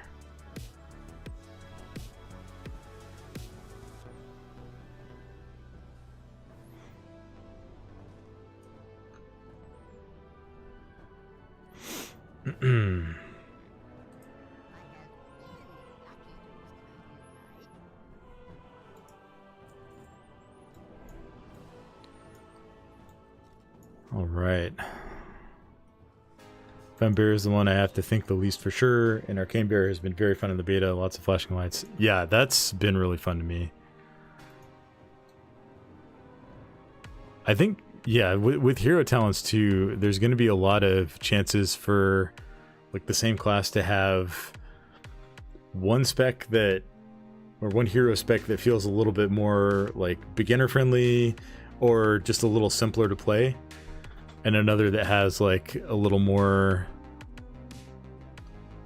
I don't know, like I guess challenge to it. And Druid seems like it will have that. Again, I haven't tested the Druid of the Claw stuff yet. That's one of the next things that I'm going to be working on testing. But that could put Druid in a really, really nice spot. Alright, everybody. Thank you so much for all the follows tonight. We hit another follower goal. I think that's 2 streams in a row. We've hit a new one. So I really appreciate that. Thank you for everyone who stopped by to chat. I really appreciate you guys. If you want to come hang out outside of stream time, I do have a Discord set up. We can do the command in Twitch chat to get you guys an invite. I can put an invite in YouTube chat, but it's also on my profile on YouTube. It looks like Discord crashed for me at some point. Looks like at least one of you has already joined. Awesome. Let me just grab an invite.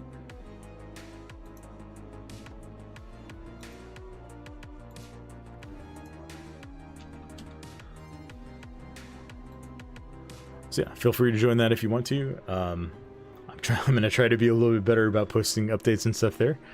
It is a fairly new server, but we're just trying to build a community right now as we head into War Within. Yeah, I've had a great stream. Hope you guys enjoyed it. Thank you all for hanging out. I do need to get to bed pretty soon here. I've got a pretty crazy work week ahead of me. I'm going to try to stream tomorrow night. Depending on how my day goes, I may just need to call it early and chill. But I'm definitely calling this stream for now. On the Twitch side, we will raid someone. I think we will raid Touchpad. I like Touchpad. I've raided him several times before. And on the YouTube side, thank you guys for watching and hanging out. I will catch you later. Bye, guys.